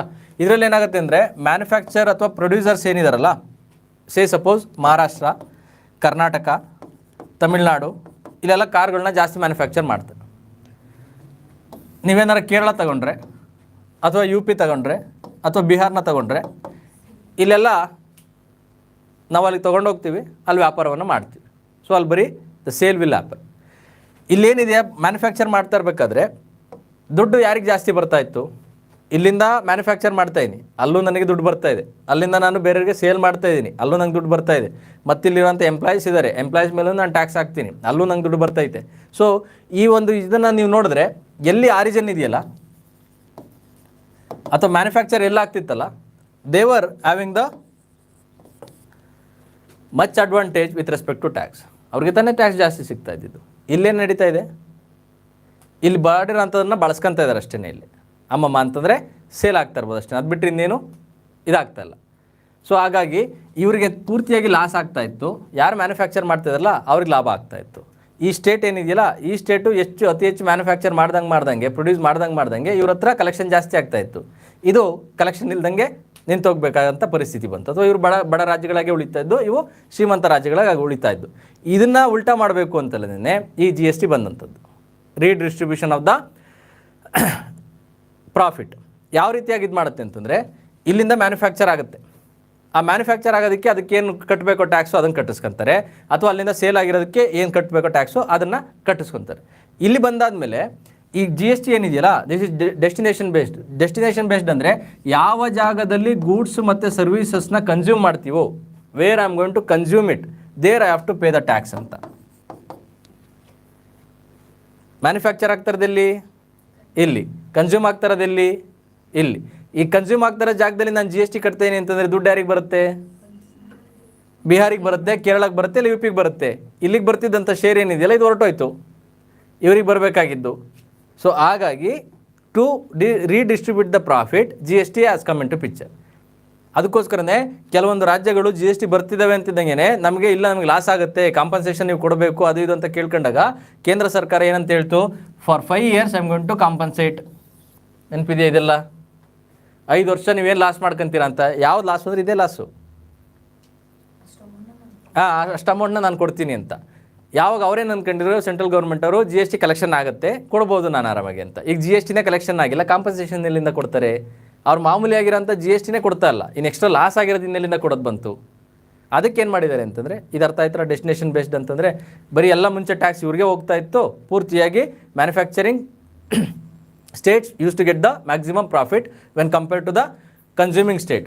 So now the tax structure been differentiated so that the consuming states will get the maximum tax benefits or the equal tax benefits compared to the producing states. ಇದನ್ನೇ ನಾವು destination based tax system ಅಂತೇಳಿ ಕರೆಯುವಂಥದ್ದು. ಇಲ್ಲಿ ಈಗ compensation ಕೊಡಬೇಕು ಯಾರಿಗೆ? ಮಹಾರಾಷ್ಟ್ರ, ಕರ್ನಾಟಕಕ್ಕೆ, ತಮಿಳ್ನಾಡಿಗೆ. ಇಲ್ಲಿ ದುಡ್ಡಿಲ್ಲ, ಅದಕ್ಕೇನು ಮಾಡಿದ್ರು ಅಂತಂದರೆ they started cess on coal, cess on aerated water. Aerated water ಅಂದರೆ ಗೊತ್ತಾಗುತ್ತಾ? Cool drinks. ಅದಾದಮೇಲೆ ನೆಕ್ಸ್ಟು ಆಟೋಮೊಬೈಲ್, ಟೊಬ್ಯಾಕೋ, ಇವುಗಳ ಮೇಲೆ ಎಕ್ಸ್ಟ್ರಾ ಸೆಸ್ನ ಹಾಕಿ they are giving the money to ಯಾರಿಗೆ ಕೊಡ್ತವ್ರೆ? ಸ್ಟೇಟ್ಸ್. ಮುಂಚೆ ಏನಂತ ಹೇಳ್ತು? There should not be any surcharge or cess. GST ಬಂದಿರೋದೇ ಏನಕ್ಕೆ? ಒಂದು ಸ್ಟೇಟ್ ಒಂದು ನೇಷನ್, ನಾನು ಜಾಸ್ತಿ ಟ್ಯಾಕ್ಸ್ ಇದನ್ನು ಮಾಡೋದೇ ಇಲ್ಲ ಅಂತ, ಒಂದೇ ಟ್ಯಾಕ್ಸ್ ಇರುತ್ತೆ ಅಂತ. ಒಂದೇ ಟ್ಯಾಕ್ಸ್ ಇರುತ್ತೆ ಅಂತೇಳಿ ಬಂದದ್ದು. ಈಗ ಮತ್ತೆ ಅದರೊಳಗಡೆ 5 ಸ್ಲ್ಯಾಬ್ನ ಮಾಡಿದ್ರು. ಆ 5 ಸ್ಲ್ಯಾಬ್ ಅಲ್ಲದೇ ಮತ್ತೆ ಎಕ್ಸ್ಟ್ರಾ ಮಾಡೋಕ್ಕೆ ಸ್ಟಾರ್ಟ್ ಮಾಡಿದ್ದಾರೆ ಸೆಸ್ಸು ಕಲೆಕ್ಷನ್ ಮಾಡ್ಕೊಳೋದಕ್ಕೆ. So this shows that government is under tremendous pressure. ಅದು ಯಾಕೆ ಮಾಡಿದ್ರು ಹೆಂಗೆ ಅಂತಂದರೆ, ಸರ್ಚಾರ್ಜ್ನ ಮಾಡೋಂಗಿಲ್ಲ, ಸೆಸ್ಸ ಒಂದು ಹಂತಕ್ಕೆ ಇಂಡೈರೆಕ್ಟಾಗಿ ಮಾಡ್ತಾರೆ. What can't be done directly, government is doing that indirectly. ಏನು ಮಾಡೋಕೆ ಅದ್ರ ಕೈಲಿ ಮಾಡಿದ್ರೆ ಎಲ್ಲೋ ಒಂದು ಕಡೆ ಸಮಸ್ಯೆ ಆಗುತ್ತೆ ಅಂತ ಗೊತ್ತಾಗ್ತಾ ಇತ್ತು, ಅದಕ್ಕೆ ಇದನ್ನು ಸ್ಟಾರ್ಟ್ ಮಾಡಿದ್ದು.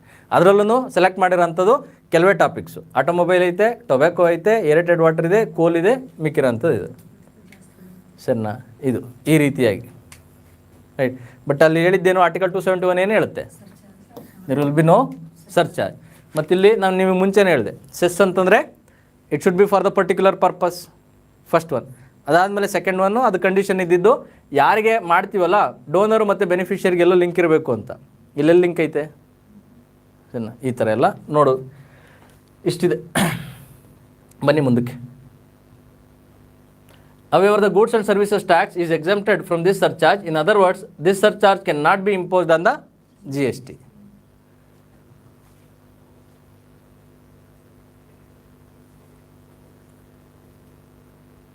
ನೋಡಿ, taxes levied and collected and retain by the states. ಹಿಂಗಂದ್ರೆ ಏನು? ಲೆವಿಡ್ ಅಂದರೆ ಇಂಪೋಸ್, ಕಲೆಕ್ಟೆಡ್ ಅಂದರೆ ಟು ಕಲೆಕ್ಟ್, ರಿಟೈನ್ ಅಂತಂದರೆ ತನ್ನ ಬಳಿಯೇ ಇಟ್ಕೊಳ್ಳೋಂಥದ್ದು, ಯಾರಿಗೂ ಡಿಸ್ಟ್ರಿಬ್ಯೂಟ್ ಮಾಡಬೇಕನ್ನೋ ಅವಶ್ಯಕತೆಯೂ ಇಲ್ಲ. ಅದು ಯಾವ್ಯಾವು ಅಂತಂದರೆ ಇಲ್ಲಿ ಕೊಟ್ಟವ್ರು ನೋಡಿ, ನಿಮ್ಗೆ ಯಾವ ಟ್ಯಾಕ್ಸು, ಇದರಲ್ಲಿ ಯಾವ ಟ್ಯಾಕ್ಸ್ ಲಿಸ್ಟ್ ಮಾತ್ರ ದೊಡ್ಡದಿದೆ, ಅದರ ದುಡ್ಡು ಮಾತ್ರ ಇಲ್ಲ ಅದರಲ್ಲಿ. ಒಂದೇದು land revenue, taxes on agriculture income, duties respect to succession of the agriculture land, estate duty, taxes on the lands and buildings, taxes on mineral rights, duties of the excise and alcoholic liquor. ಇದೊಂದು ಹಂತಕ್ಕೆ ಇದೇ ಉಳಿಸ್ತಾ ಇರೋದು ಸರಿನಾ ಗೌರ್ಮೆಂಟ್ನ, ಯಾವುದು alcoholic liquors. And then taxes on the ಇಲ್ಲಿ ಮತ್ತೆ ಪೆಟ್ರೋಲು ಮತ್ತು ಡೀಸೆಲಿಗೆ ಸಂಬಂಧಪಟ್ಟಿರೋದಿದೆ. Taxes on the consumption and sale of the electricity, taxes on the sale and ಪೆಟ್ರೋಲಿಯಂಗೆ ಸಂಬಂಧಪಟ್ಟಿರೋಂಥದ್ದು. ನಂತರದಲ್ಲಿ taxes on the goods and passengers carried by the road, ಇವೆಲ್ಲ ಅಷ್ಟೊಂದೆಲ್ಲ ಏನಿಲ್ಲ. ಪೆಟ್ರೋಲು ಮತ್ತು ಆಲ್ಕೋಹಾಲ್ ಇವೆರಡು ಸ್ಟೇಟ್ ಗೌರ್ಮೆಂಟ್ಗೆ ಮ್ಯಾಕ್ಸಿಮಮ್ ರೆವೆನ್ಯೂ ತಂದು ಕೊಡೋಂಥದ್ದು. ಲಿಸ್ಟ್ ಮಾತ್ರ ದೊಡ್ಡದಿದೆ, ಅದರ ದುಡ್ಡು ಮಾತ್ರ ಇಲ್ಲ. ಇದು ನೋಡಿ distribution of the non tax revenue. Non tax ಅಂತಂದರೆ ಇಲ್ಲಿವರೆಗೂ ಬಂದದ್ದು tax. With respect to law I am going to impose the tax. Non tax ಅಂತಂದರೆ which is not been the part of the tax revenue. ಸರಿನಾ?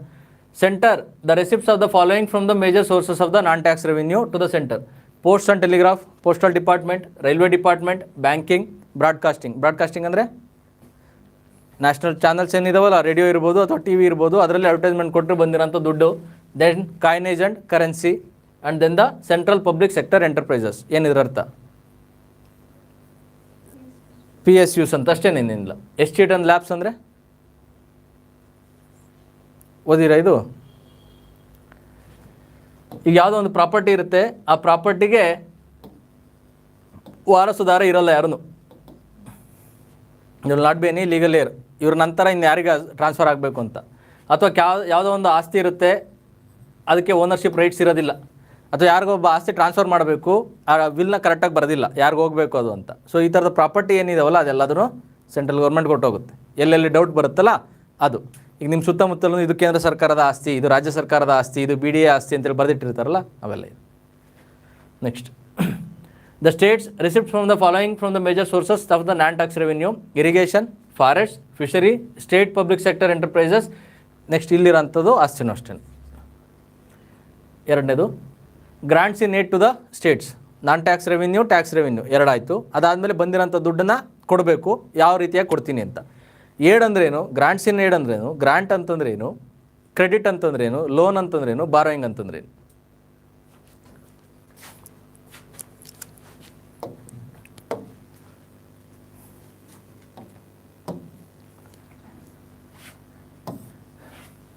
ನಿಮಗೆ ಯಾರಾದರೂ grant ಕೊಟ್ಟಿದ್ದಾರೆ ಅಂತಂದರೆ ಅದನ್ನು ನಾನು ತೀರಿಸ್ಬೇಕಾ?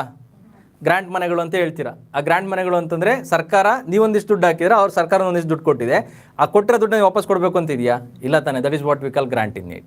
ನನಗೆ ಬಂದಿರೋಂಥ ಹಣವನ್ನು ನಾನು ತೀರಿಸೋಕ್ಕೆ ಅಥವಾ ಅದು ವಾಪಸ್ ಕೊಡಬೇಕು ಅನ್ನೋ ಅಬ್ಲಿಗೇಷನ್ ಅಂದಮೇಲೆ ಇಲ್ಲ. I am not suppose to give it back to the lender. That is what we call grant or grant in aid. ಸರಿನಾ? ನೆಕ್ಸ್ಟ್, ಲೋನ್ ಅಥವಾ ಕ್ರೆಡಿಟ್ ಅಂದ್ರೇನು? ಸಾಲ. There will be obligation on you to give it back to the lender. That is why it is called as loan. Loan interest ಕಟ್ಟಬೇಕು, ಅದ್ರ ಜೊತೆಗೆ principal ಅಮೌಂಟ್ನು ಕಳಿಸ್ಕೊಡ್ಬೇಕು. Grant in aid ಅಂತಂದರೆ ನನಗೆ ಬಂದಿರೋಂಥ ಹಣವನ್ನು ವಾಪಸ್ ಕೊಡಬೇಕು ಅಂತೇನು ಅವಶ್ಯಕತೆ ಇಲ್ಲ, ಅಬ್ಲಿಗೇಷನ್ ಹತ್ರ ಇಲ್ಲ. That is what we call grant in aid. Grant in aid ಅಂತಂದರೆ ಸರ್ಕಾರ, ಕೇಂದ್ರ ಸರ್ಕಾರ ರಾಜ್ಯಕ್ಕೆ ಕೊಟ್ಟಿರೋಂಥ ದುಡ್ಡು. Besides the sharing of the taxes between the center and the states, the constitution provides for the granting aids to the states from the central sources. Central government ರಾಜ್ಯಕ್ಕೆ ಅವಶ್ಯಕತೆ ಇದ್ದರೆ ದುಡ್ಡನ್ನು ಕೊಡಬೇಕು. ಇವಾಗ ಕೇಳ್ತಾ ಇದ್ದಾರಲ್ಲ, ನಮ್ಮಲ್ಲಿ ನೆರೆ ಬಂದಿದೆ, ಅದು ಬಂದಿದೆ, ಇದು ಬಂದಿದೆ, ದುಡ್ಡು ಕೊಡಿ ಅಂತ. ಅವೆಲ್ಲ ಏನದು? ಗ್ರಾಂಟ್ಸ್. ಸರಿನಾ? ಅದರಲ್ಲಿ ಎರಡು ಥರ ಬರುತ್ತೆ. One is statutory grant. Article 275 empowers the parliament to make the grants to the states which are in need of financial assistance. ಯಾರಿಗೆ ಹಣದ ಅವಶ್ಯಕತೆ ಇದೆ, ಯಾರಿಗೆ ಅವಶ್ಯಕತೆ ಇದೆ?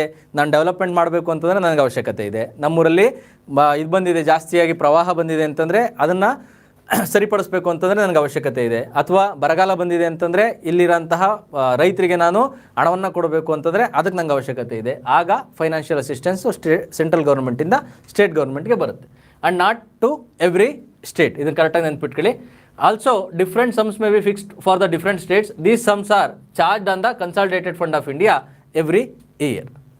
ಯಾವ್ದಾದ್ರು ಸ್ಟೇಟ್ಗೆ ಅವಶ್ಯಕತೆಯಾಗಿ ಇಷ್ಟೇ ನಂಗೆ ಕಳಿಸ್ಬೇಕು ವರ್ಷ ಅಂತಿದ್ರೆ that will be charged on the consolidated fund of India. This is what we call statutory grant as per the act of parliament. Statutory ಅಂತಂದ್ರೆ ಏನು?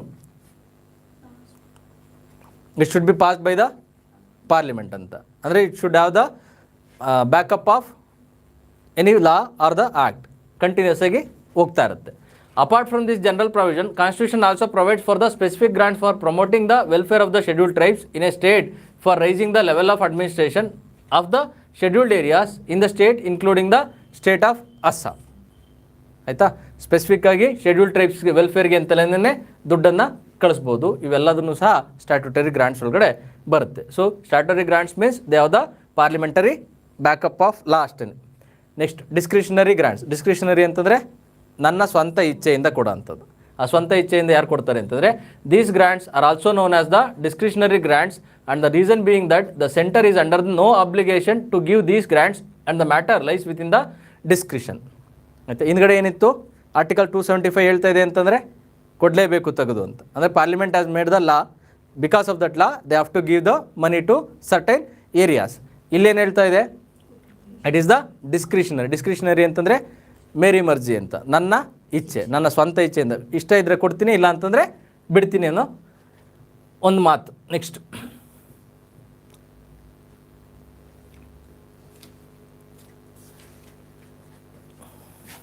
ಇದು ನೋಡ್ಕೊಳ್ಳಿ, KPSCನಲ್ಲಿ ಬಂದಿದ್ದು ಡೈರೆಕ್ಟ್ ಕ್ವಶನ್ ಇದು, ನೆನಪಾಯ್ತಾ?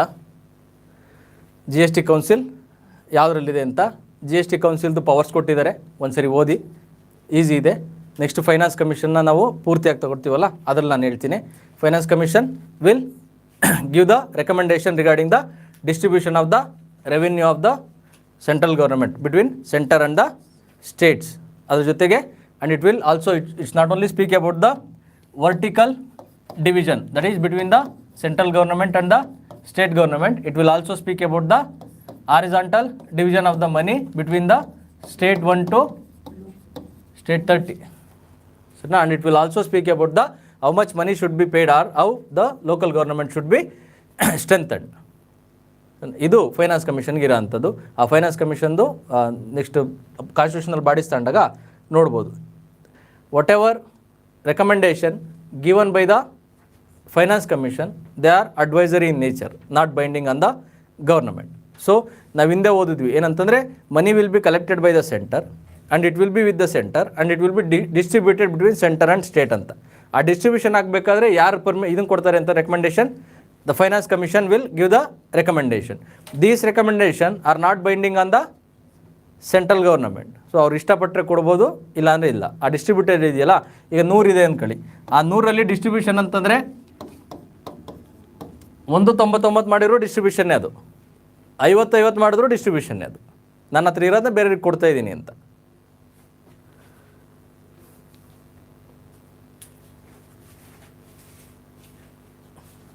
ಸೊ ಯಾವ ಲಾಸ್ನ ಮಾಡಬೇಕಾದ್ರೆ ಪ್ರೆಸಿಡೆಂಟ್ ರೆಕಮೆಂಡೇಶನ್ ಬೇಕು ಅಂತ ಇದೆ. in whichever laws or whichever taxes where the share of the state is included. ರಾಜ್ಯಕ್ಕೆ ಅದರಿಂದ ಏನಾರು ಶೇರ್ ಹೋಗಬೇಕು ಅಂತಂದರೆ ಅಂತಹ ಕಾನೂನಿನಲ್ಲಿ ಅಥವಾ ಅಂಥ ಟ್ಯಾಕ್ಸ್ನಲ್ಲಿ ಏನಾರು ವೇರಿಯೇಷನ್ ಮಾಡಬೇಕು ಅಂತಂದರೆ parliament should get the prior recommendation from the president. It is not suppose to do on its own. Next ಇನ್ಯಾವುದಿದೆ, ಇನ್ನು ಮಿಕ್ಕಿರೋದೆಲ್ಲ ಓದ್ಬೋದು ನೋಡಿ. ಇದು ಕರೆಕ್ಟಾಗಿ ನೋಡ್ಕೊಳ್ಳಿ. Borrowing by the centre and the states. Borrowing ಅಂತಂದರೆ ಹಣವನ್ನು ಪಡೆಯುವಂಥದ್ದು, ಎರವಲು ಪಡೆಯುವಂಥದ್ದು ಅಥವಾ ಸಾಲನ್ನು ಪಡೆಯುವಂಥದ್ದು. ಯಾರು ಪಡಿತಾ ಇದ್ದಾರೆ? ಒಂದು ಕಡೆಯಿಂದ ಸೆಂಟರು, ಇನ್ನೊಂದು ಕಡೆ state government. The constitution makes the following provisions with regard to the borrowing powers of the centre and the states. The central government can borrow either within India or outside India upon the security of the consolidated fund of India. ಅದರ ಅರ್ಥ ಏನು?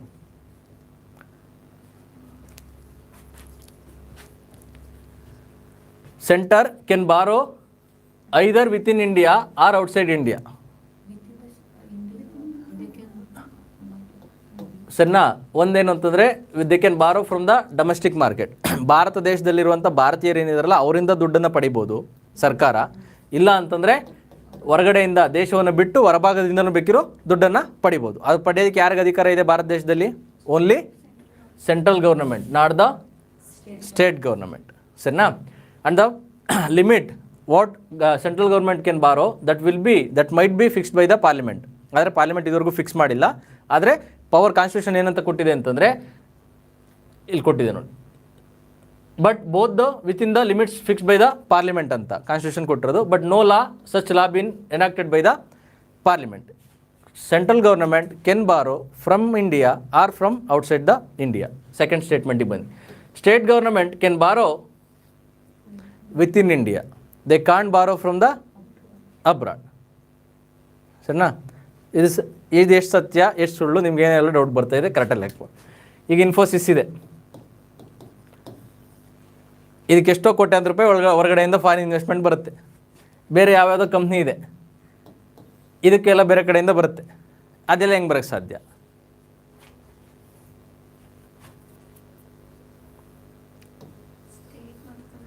ಅಲ್ಲಿ ಹೇಳ್ತಾ ಇರೋದು state government ತಾಣಂಗಿಲ್ಲ ಅಂತ ಅಷ್ಟೇ. Company ಎಲ್ಲದು private, ಅದಕ್ಕೆ ಬೇರೆ ಬೇರೆ ರೂಲ್ಸ್ ಇದೆ.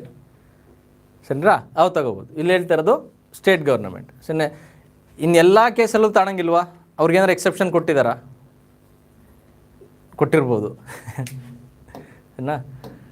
ಯಾವ ಎಕ್ಸೆಪ್ಷನ್ ಇದೆ ಅಂತಂದರೆ, when the project is infrastructure project of national importance, ಇಡೀ ರಾಷ್ಟ್ರಕ್ಕೆ ಉಪಯೋಗಕ್ಕೆ ಬರುವಂತಹ ಅಥವಾ ರಾಷ್ಟ್ರದಲ್ಲೇ ಮುಖ್ಯವಾಗಿರೋಂತಹ ಇನ್ಫ್ರಾಸ್ಟ್ರಕ್ಚರ್ ಮೂಲ ಸೌಕರ್ಯಕ್ಕೆ ಏನಾರ ಇದ್ದರೆ, ಆ ಸಂಬಂಧಪಟ್ಟಿರೋಂಥ ಪ್ರಾಜೆಕ್ಟ್ ಇದ್ದರೆ ಖಂಡಿತವಾಗ್ಲೂ ಹೊರಗಡೆಯಿಂದ ತಗೋಬೋದು. ಆದರೆ ಹೊರಗಡೆಯಿಂದ ತಗೋಬೇಕಾದ್ರೆ ಯಾರ ಕಡೆಯಿಂದ ತಗೋಬೇಕು ಅಂತಂದರೆ, they have to take the loan from the multilateral organizations which has a good relationship with India, either from the World Bank, either from the ADB or from the JICA ಅಂತ ಕೇಳಿದ್ದೀರಾ?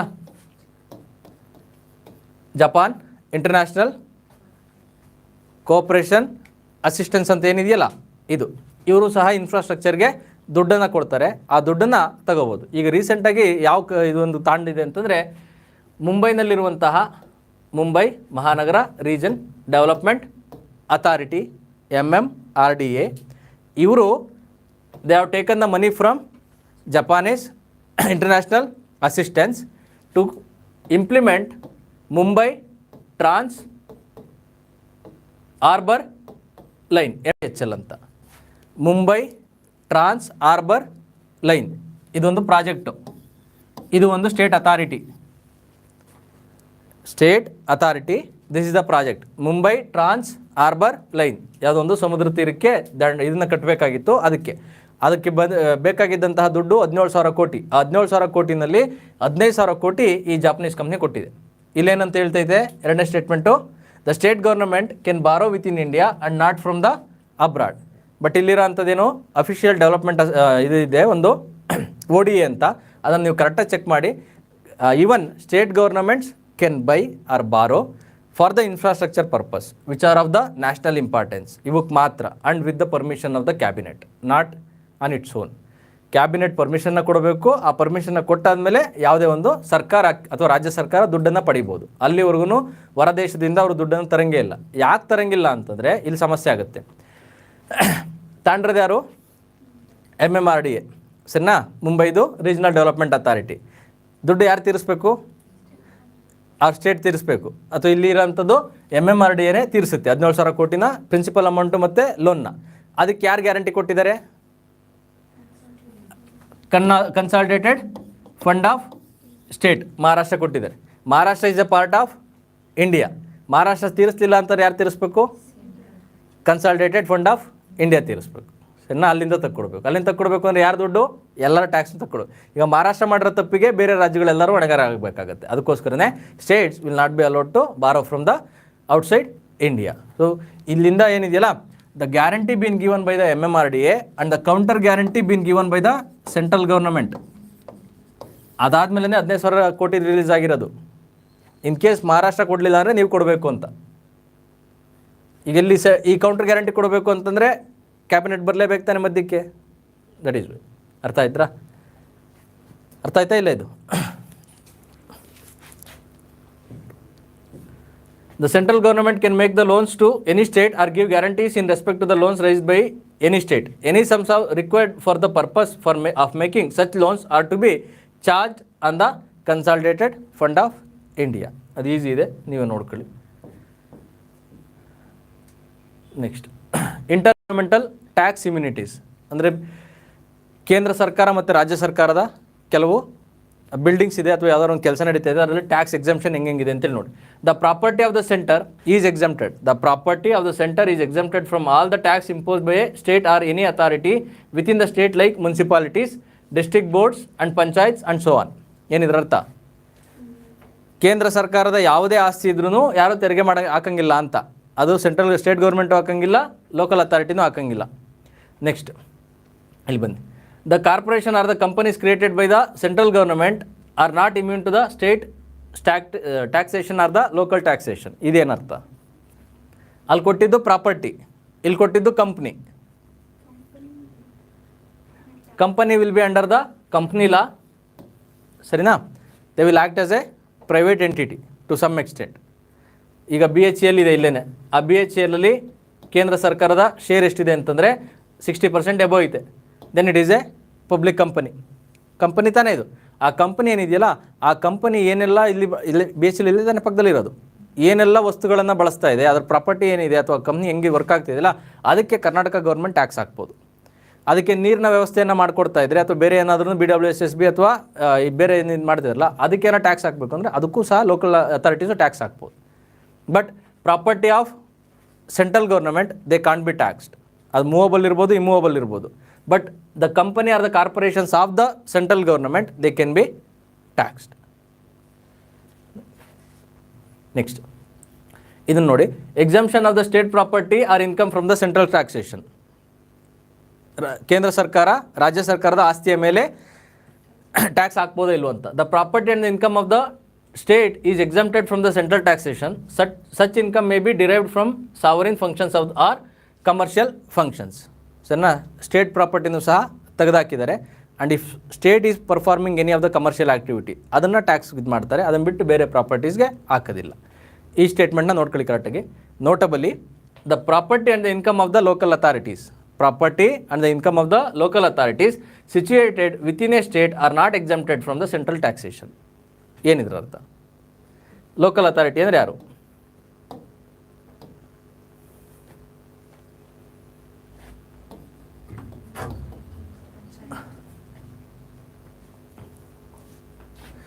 ಮುನ್ಸಿಪಾಲಿಟಿ, ಪಂಚಾಯತ್ತು ಇವರೆಲ್ಲ ಇದಾರಲ್ಲ, ಇವ್ರದ್ದು ಯಾವುದೇ property ಇರಲಿ ಅಥವಾ ಯಾವುದೇ income ಇರಲಿ, ದಟ್ ವಿಲ್ ಬಿ ಏನು under the central taxation. They have to pay the central tax. They are not exempted. They are not exempted from the payment of the central tax. ಅರ್ಥ ಆಯ್ತಾ? ಈಗ ರೀಸೆಂಟಾಗಿ ಒಂದು ಜಡ್ಜ್ಮೆಂಟ್ ಇತ್ತು, ಯಾವುದರಲ್ಲಿ ಅಂತಂದರೆ ರಾಜಸ್ಥಾನದಲ್ಲಿ ಅನಿಸುತ್ತೆ, ರಾಜಸ್ಥಾನದಲ್ಲೋ ಯಾವುದ್ರಲ್ಲೂ ಆ ಲೋಕಲ್ ಅಥಾರಿಟಿ ಮೀನ್ಸ್ ಪಂಚಾಯತಿ ಇನ್ಕಮ್ ಟ್ಯಾಕ್ಸ್ ಆ್ಯಕ್ಟಲ್ಲಿ ನೀಟಾಗಿ ಬರೆದಿದ್ದಾರೆ. ಯಾವುದೇ ಕಾರಣಕ್ಕೂ ಈ ಒಂದು ಕೇಂದ್ರ ತೆರಿಗೆಯಿಂದ ಇವರಿಗೆ ವಿನಾಯಿತಿ ಇಲ್ಲ, ಅವ್ರ ದುಡ್ಡನ್ನು ಕಟ್ಟಲೇಬೇಕು ಅಂತ. ಈಗ ರೀಸೆಂಟಾಗಿ ಒಂದು ಲೋಕಲ್ ಅಥಾರಿಟಿ ಹೇಳ್ತು, ನಾವು ವಿ ಕಮ್ಸ್ ಅಂಡರ್ ದ ಅಂದರೆ ನಮ್ಮ ಒಂದು ಕಾರ್ಯಕ್ಷೇತ್ರ ಈ ರೀತಿಯಾಗಿದೆ, ನಮಗೆ ಎಕ್ಸಂಪ್ಷನ್ ಇತ್ತು ಅಂತ. ಆ ಎಕ್ಸಂಪ್ಷನ್ ಇದಕ್ಕೆ ಸುಪ್ರೀಂ ಕೋರ್ಟು ಅಥವಾ ಹೈಕೋರ್ಟ್ ರೀಸೆಂಟಾಗಿ ಜಡ್ಜ್ಮೆಂಟ್ ಕೊಟ್ಟಿದೆ. These local authorities nor exempted from the central taxation. They have to pay the tax. ಅವ್ರಿಗೆ ಬರೋ ದುಡ್ಡೇ ಕಡಿಮೆ, ಆ ದುಡ್ಡಿಗೂ ಟ್ಯಾಕ್ಸ್ ಹಾಕ್ತಾರೆ. ಇನ್ನು ಎಮರ್ಜೆನ್ಸಿ ಸಂಬಂಧಪಟ್ಟಿರೋಂಥದ್ದು ಅದು ನೋಡ್ಬೋದು. ಇದಿಷ್ಟು ಸೆಂಟರ್ ಸ್ಟೇಟ್ ರಿಲೇಷನ್ ಮತ್ತು ಎಲ್ಲಿ ಅವ್ರಿಗೆ ಗಲಾಟೆ ಆಗುತ್ತೆ ಅನ್ನೋದೆಲ್ಲದನ್ನು ಈ ಇದರಲ್ಲಿ ಕೊಟ್ಟಿದ್ದಾರೆ, ನೋಡ್ಕೊಳ್ಳಿ. Tensions areas in center state relation, mode of appointment of the governor ಇರ್ಬೋದು ಅಥವಾ discretionary power of the governor. Next reservation of the state bills for the consideration of the president. Almost governor ಸುತ್ತನೇ ಓಡಾಡ್ತಿದ್ದಾವೆ. ಅದಾದಮೇಲೆ discrimination of the financial allocation to the states, ಏನು distribution ಇದೆಯಲ್ಲ ಅದು. The role of planning commission ಹೊರಟೋಗಿದೆ. Then use of electronic media for the political purpose, appointment of the enquiry commissions against the chief minister, ಸರಿನಾ ಅದು. ನಂತರದಲ್ಲಿ sharing of finances and the last one is encroachment by the center on the state list. ಇಷ್ಟು ವಿಚಾರದಲ್ಲಿ ಗಲಾಟೆಗಳು ನಡೀತಾ ಇದೆ centre ಮತ್ತು state ಮಧ್ಯೆ. ಆ ಗಲಾಟೆನ ಸರಿಪಡಿಸೋದಕ್ಕೆ ಹಲವಾರು ಕಮಿಷನ್ಗಳು ಬಂದು, ಆ ಹಲವಾರು ಕಮಿಷನ್ಗಳಲ್ಲಿ ಮುಖ್ಯವಾಗಿರೋಂಥದ್ದು ಒಂದು ARC, ಅದಾದಮೇಲೆ ಸರ್ಕಾರಿಯ ಕಮಿಷನ್ನು, ಅದಾದಮೇಲೆ ಪುಂಚಿ ಕಮಿಷನ್ನು. ಆ ಸರ್ಕಾರಿಯ ಕಮಿಷನ್ ಬಗ್ಗೆ ಲಾಸ್ಟ್ ಟೈಮು ಕೇಳಿದರು ಪ್ರಶ್ನೆನ, ಏಕೆಂದರೆ ಅದು ಗವರ್ನರ್ ವಿಚಾರವಾಗಿ ಸಂಬಂಧಪಟ್ಟಂಥದ್ದು. ಏಕೆಂದರೆ ಲಾಸ್ಟ್ ಇಯರು ಸಂಪೂರ್ಣವಾಗಿ ಗವರ್ನರು ಆ ಕಡೆ ಈ ಕಡೆ ವಿಚಾರಗಳು ಸುತ್ತಮುತ್ತ ಕರೆಂಟ್ ಅಫೇರ್ಸಲ್ಲಿ ಜಾಸ್ತಿ ಇತ್ತು. ಹಾಗಾಗಿ ಗವರ್ನರ್ ಬಗ್ಗೆ ವಿಚಾರ ಬಂದು ಈ ಸರ್ಕಾರಿ ಕಮಿಷನ್ನ ಕೇಳಿದರು. The commission was asked to examine the review and the working of the existing arrangements between the center and the states in all the spheres and recommended appropriate changes in the measures. Next, it outrightly rejected the demand for the curtailing the powers of the center and stated that the strong center is essential to safeguard the national unity and integrity. ನಾವು ಹಿಂದೆ ಇದನ್ನು ನೋಡಿದ್ವಿ ಎಲ್ಲಿ ಅಂತಂದರೆ why the centre as given the maximum power in India ಅಂತ. ಅದೇನಾದ್ರು ಕೊಡಲಿಲ್ಲ ಅಂದರೆ ಅರಾಜಕತೆ ಆಗುತ್ತೆ ಅಂತೇಳಿ ಹಿಂದೆ ಓದಿದ್ವಿ.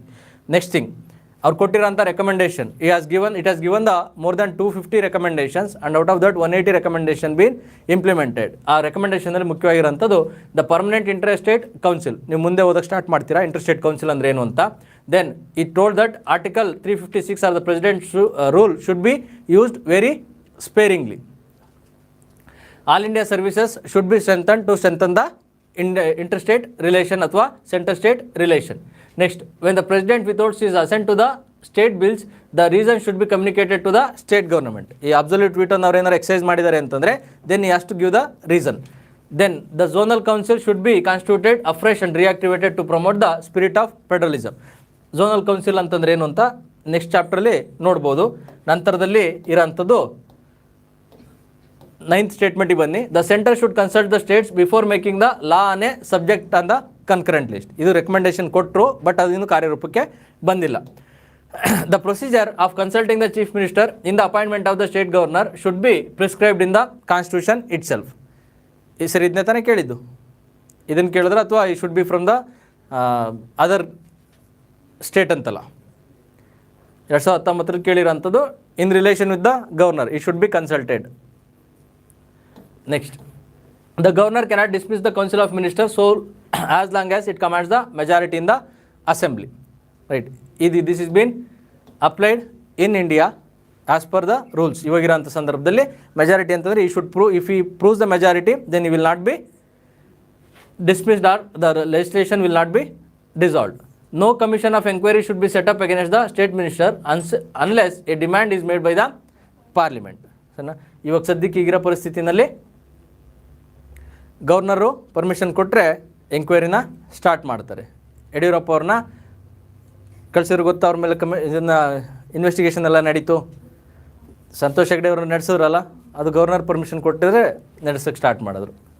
ಯಡಿಯೂರಪ್ಪರ ಮೇಲೆ ನಡೆದಿದ್ದು. ನೆಕ್ಸ್ಟ್ ಇನ್ನು ಮಿಕ್ಕಿರೋಂಥದ್ದೆಲ್ಲ ನೀವು ನೋಡಿ. ಮತ್ತು ಈ ಕಮಿಷನ್ ಬಗ್ಗೆ ಓದಬೇಕಾದ್ರೆ ಎಷ್ಟು ಸಾಧ್ಯವಾಗುತ್ತೋ ಅಷ್ಟು ಸೂಪರ್ಫಿಷಿಯಲ್ ಆಗಿ ಮೇಜರಾಗಿ ಏನು ರೆಕಮೆಂಡೇಷನ್ ಕೊಟ್ಟಿದೆ, ಇವತ್ತಿನ ದಿವಸ ಏನು ಸಮಸ್ಯೆ ಇದೆ, ಆ ಸಮಸ್ಯೆಗೆ ಅದರಲ್ಲಿ ಏನಾರ ಪರಿಹಾರ ಇತ್ತಾ ಅಷ್ಟನ್ನು ಮಾತ್ರ ನೋಡ್ಕೊಳ್ಳಿ.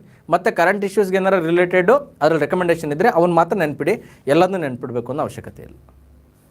ಏನಾರು ಡೌಟ್ ಇದೆಯಾ ಇದರಲ್ಲಿ? ಸಾಕಾ? ಅಂದರೆ ಸೆಂಟ್ರಲ್ ಸ್ಟೇಟ್ ರಿಲೇಷನ್ ಸಾಕಾ ಅಂತಂದಿದ್ದು. ಇಂಟರ್ ಸ್ಟೇಟ್ ರಿಲೇಷನ್ ಇದೆ ಇನ್ನು.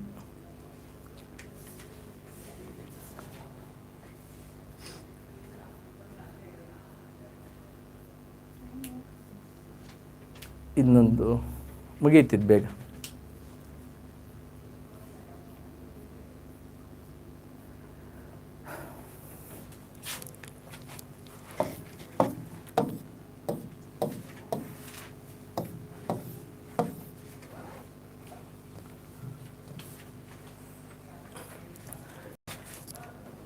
ಇದು ನೀವು ಕ್ಲಾಸಲ್ಲಿ ಆಗಿರೋದೆಲ್ಲ ಐತೆ. Inter state relation, inter state water disputes, Mahadayi ಬಗ್ಗೆ ಪೂರ್ತಿಯಾಗಿ ಹೇಳ್ಕೊಟ್ಟಿದ್ದೀನಿ. ನೀವು ಎಷ್ಟು ಬೇಗ ಹೇಳ್ತೀರೋ ಅಷ್ಟು ಬೇಗ ಈ ಕ್ಲಾಸ್ನ ಮುಗಿಸ್ಬೋದು. ನೋಡಿ, the successful functioning of the Indian federal system depends not only on the harmonious relation and the close cooperation between the centre and the States but also between the States. ಆಯಿತಾ? ಕೇವಲ ಕೇಂದ್ರ ಮತ್ತು ರಾಜ್ಯಗಳ ನಡುವೆ ಉತ್ತಮವಾದಂತಹ ಸಂಬಂಧ ಇರೋವಂಥದ್ದಲ್ಲ, ರಾಜ್ಯ ಮತ್ತು ರಾಜ್ಯಗಳ ನಡುವೆನೂ ಉತ್ತಮವಾದಂಥ ಸಂಬಂಧ ಇರಬೇಕು. ಹಾಗಾಗಿನೇ we are looking for the inter state relations, ರಾಜ್ಯಗಳ ನಡುವೆ. ಸರಿನಾ? That is what we call inter state relation. ಹಿಂದೆ ನಾವು ನೋಡಿದ್ದು ಕೇಂದ್ರ ಮತ್ತು ರಾಜ್ಯಗಳ ನಡುವೆ ಇದ್ದಂಥ ಸಂಬಂಧವನ್ನು. ಈ ಒಂದು ಸಂಬಂಧವನ್ನು ಬೆಸೆಯಲು ಮುಖ್ಯವಾದಂತಹ ವಿಚಾರಗಳು they have been mentioned in the article 262. Article 262 of the constitution says parliament may by law provide for the adjudication of any dispute or complaint with respect to the use, distribution and the control of the waters of any inter state rivers and river valley. ಏನಿದ್ರ ಅರ್ಥ? ಯಾವುದೇ ಎರಡು ರಾಜ್ಯಗಳ ಮಧ್ಯೆ ಹರಿಯುವಂಥ ನದಿ ಏನಿದೆ ಅಥವಾ ನದಿ ಪಾತ್ರದ ಜಾಗ ಏನಿದೆ, ಆ ಜಾಗದಿಂದ ಬರುವಂಥ ಉಪಯೋಗ, ಅಲ್ಲಿರುವಂಥ ನೀರು, ಆ ನೀರಿನ ಬಳಕೆ, ಆ ನೀರನ್ನ ಸದುಪಯೋಗ ಪಡಿಸ್ಕೊಳ್ಳೋದಕ್ಕೆ, ಏನಾರನ್ನು ಶೇರ್ ಮಾಡ್ಕೊಳ್ಳೋದಕ್ಕೆ, ಹಂಚಿಕೆ ಮಾಡೋದಕ್ಕೆ ಯಾರು ಅದನ್ನು ಆ ಒಂದು ವಿಚಾರವನ್ನು ಇತ್ಯರ್ಥ ಮಾಡ್ತಾರೆ ಅಂತಂದರೆ ಹೇಳಿ ನೋಡೋಣ. Parliament may by law provide the adjudication. ನೆನಪೈತಾ? ಅಡ್ಜುಡಿಕೇಷನ್ ಅಂದರೆ ನ್ಯಾಯ ತೀರ್ಮಾನವನ್ನು ಮಾಡೋದು. ಇದ್ರ ಬಗ್ಗೆ ಯಾವುದೇ ಒಂದು ವ್ಯಾಜ್ಯ ಇದ್ರೂ ಯಾರು ತೀರ್ಮಾನ ಮಾಡ್ತಾರೆ ಅಂತಂದರೆ parliament by law will adjudicate. Next thing, parliament may also provide neither the supreme court nor any other court to exercise jurisdiction in respect to any such dispute or complaint. ಸರಿನಾ? ಇದರ ಅರ್ಥ ಏನು? Parliament may also provide that neither supreme court nor any other court. ಸರಿನಾ? ಯಾರಿಗೂ ಸಹ supreme court ಸಹಿತವಾಗಿ ಯಾರೂ ಸಹ ಈ ನದಿಗೆ ಸಂಬಂಧಪಟ್ಟಂತಹ ಚರ್ಚೆ ಅಥವಾ ನದಿ ನೀರನ್ನು ಹಂಚಿಕೆಗೆ ಸಂಬಂಧಪಟ್ಟಂತಹ ವ್ಯಾಜ್ಯ ಏನಿದೆ ಅದನ್ನು ತೀರ್ಮಾನ ಮಾಡುವಂಥ ಅವಕಾಶ ಕೊಡದಲೇ ಇರುವಂತಹ ಒಂದು ಅಧಿಕಾರ ಪಾರ್ಲಿಮೆಂಟ್ಗೆ ಐತೆ ಅಂತ ಹೇಳುತ್ತೆ. ಸರಿನಾ? ಇದಿಷ್ಟೇ ಹೇಳಿರೋದು ಇವೆರಡು ಸ್ಟೇಟ್ಮೆಂಟ್. Article 262 says. ಅದಕ್ಕೆ ನೆಕ್ಸ್ಟು ಕೆಳಗಡೆ ನೋಡಿ. Under this provision the parliament has enacted 2 laws, river boards act and the Interstate Water Disputes Act. River Boards Act provides for the establishment of the river boards for the regulation and the development of the interstate river and the river valleys. ಅಂದರೆ river board ಏನಿದೆಯಲ್ಲ ಅದೊಂದು advisory body. ಆ advisory body will give the information regarding the how the river and river valley should be developed ಅಂತ. ಇದ್ರ ಏನಾರು ಅಭಿವೃದ್ಧಿ ಕಾರ್ಯವನ್ನು ನಡೆಸಬೇಕು ಅಂತಂದರೆ ಯಾವ ರೀತಿಯಾಗಿ ಮಾಡ್ಬೋದು ಅಂತ. ಇದು ರಿವರ್ ಬೋರ್ಡ್ಸ್ ಆ್ಯಕ್ಟ್ 1956. ನೆಕ್ಸ್ಟ್ ಕೆಳಗಡೆಗೆ ಬನ್ನಿ. ಕೆಳಗಡೆ ಇರೋಂಥದ್ದು the interstate water disputes acts empower the central government to set up an ad hoc tribunal for the adjudication of the dispute between the 2 or more states in relation to the waters in the interstate river and river valley. ಅಲ್ಲಿರೋ ಹೇಳ್ತಾ ಇರೋದೇನು? It is a ad hoc tribunal. Next, the decision of the tribunal would be final and binding on the parties. Next, neither the supreme court nor any other court is to have the jurisdiction in respect to any water dispute which may be referred such a tribunal under this act. ಏನಿದ್ರ ಅರ್ಥ?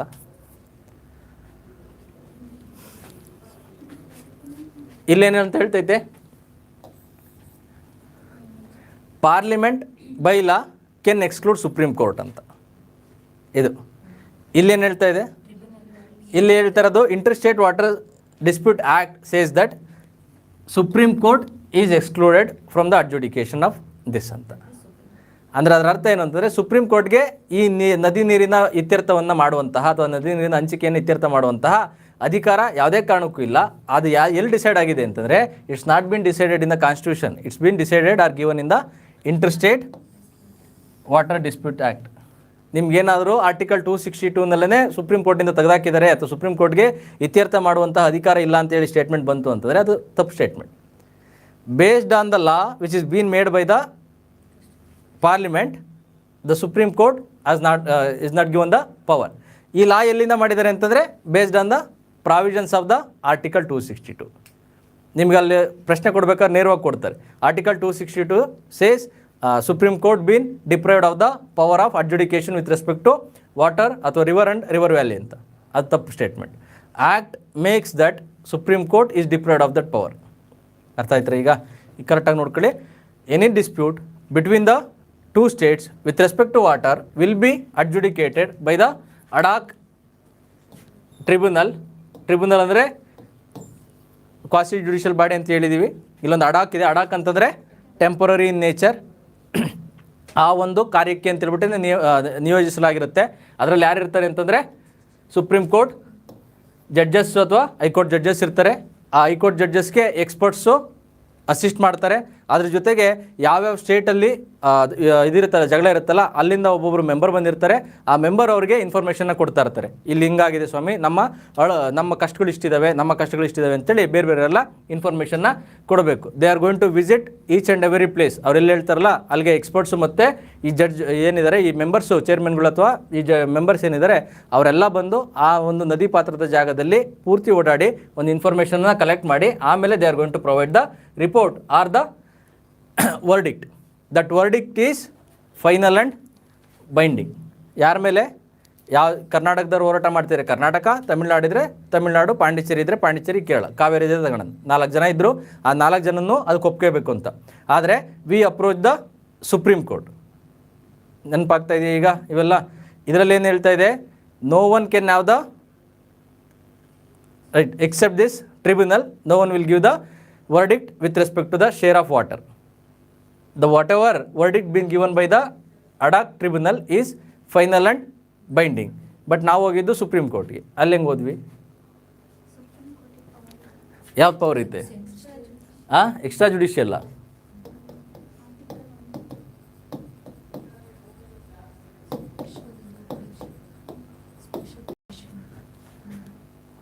ಎಷ್ಟು ಸರಿ ಹೇಳಿದ್ದೀನಿ? ಅವತ್ತು ಇದೆ ತಾನೇ example ನಾನು ಹೇಳಿದ್ದು. Supreme court been excluded, they can't give any of the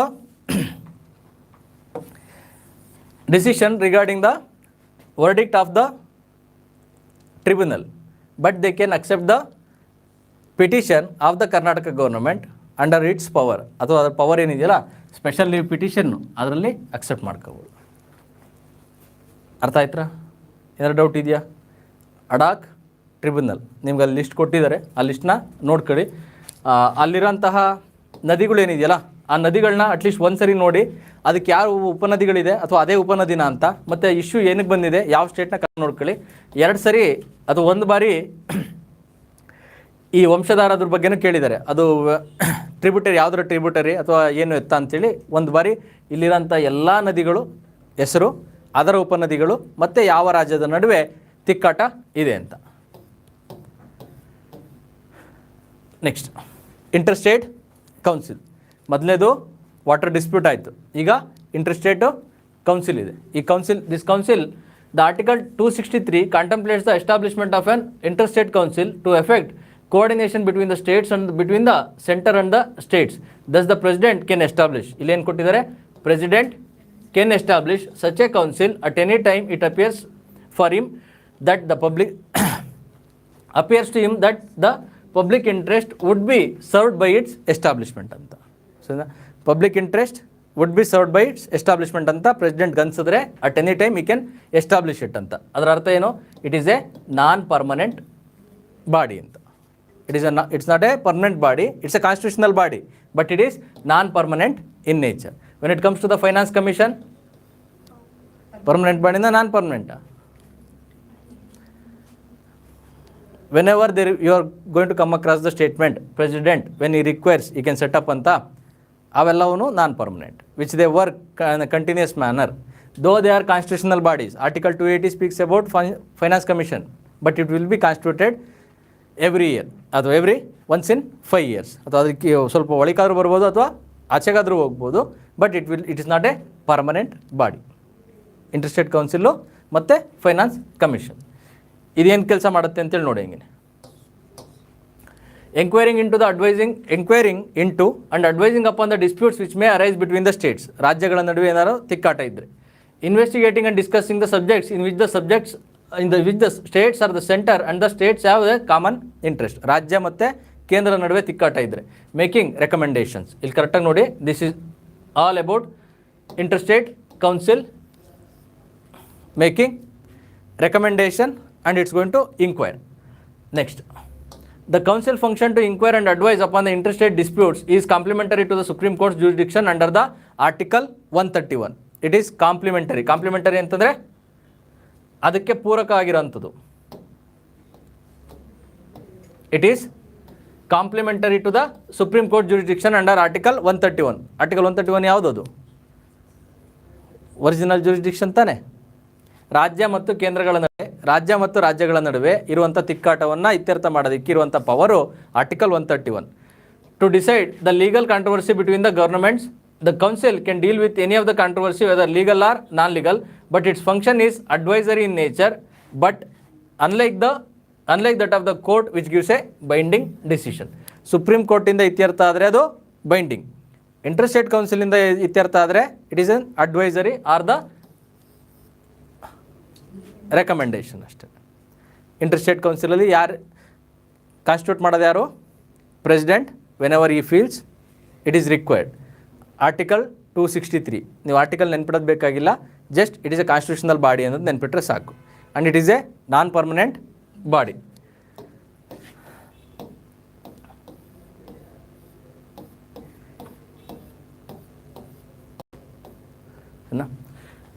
ಇದುವರೆಗೂ ಆಗಿರೋಂಥದ್ದು ಒಂದು ಬಾರಿ ಇಂಟರ್ ಸ್ಟೇಟ್ ಕೌನ್ಸಿಲ್ ಆಗಿದೆ. ಆ ಇಂಟರ್ ಸ್ಟೇಟ್ ಕೌನ್ಸಿಲ್ ಫಾರ್ಮುಲೇಟ್ ಆಗಿರೋದು, ಅದರಲ್ಲಿದ್ದಂಥ ಮೆಂಬರ್ಸ್ ಯಾರು ನೀವು ನೋಡ್ಕೊಂಡ್ರೆ, they prime minister was its chairman, chief ministers of the all the states, chief ministers of the union territories having the legislative assemblies, chief minister ಇಲ್ಲ ಅಂತಂದರೆ administrator, then the governors of the states under the president rule.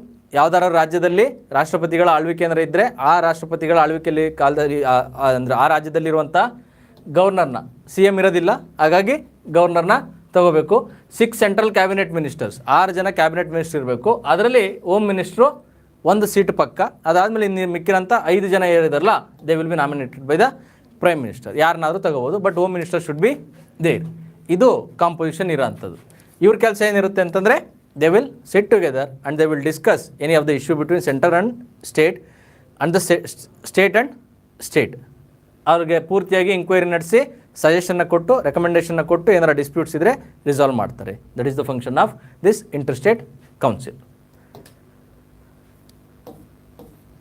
The council is a recommendatory body on the issue relating to interstate, center-state and center-union territories relations. It aims at promoting the coordination between them by examining, discussing and deliberating the such issues.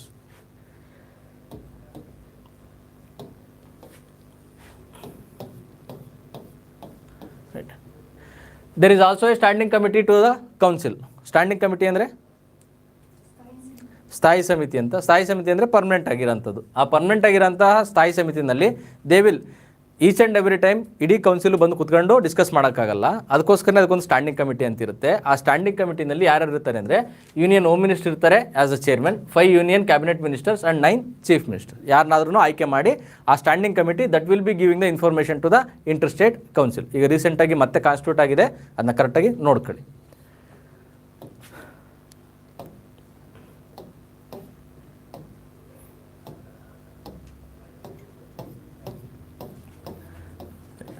Public acts, records and judicial proceedings. Full faith and credit is to be given throughout the territory of the public acts, records and judicial proceedings of the center and every state. ಏನಿದ್ರ ಅರ್ಥ?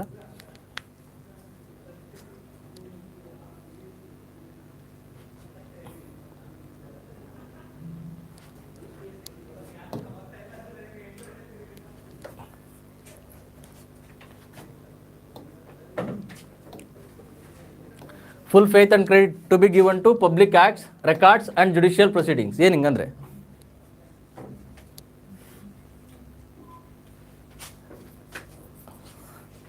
ಈಗ ನಿಮ್ಮದು OBC certificate ಇದೆ, ಇದು state government issue ಮಾಡಿರೋದು. ಇದನ್ನ ತಗೊಂಡೋಗಿ ನೀವು UPSC ಕೊಟ್ಟರೆ ಒಪ್ಕೊಳೋದಿಲ್ಲ? ಒಪ್ಕೊಳೋದಿಲ್ಲ.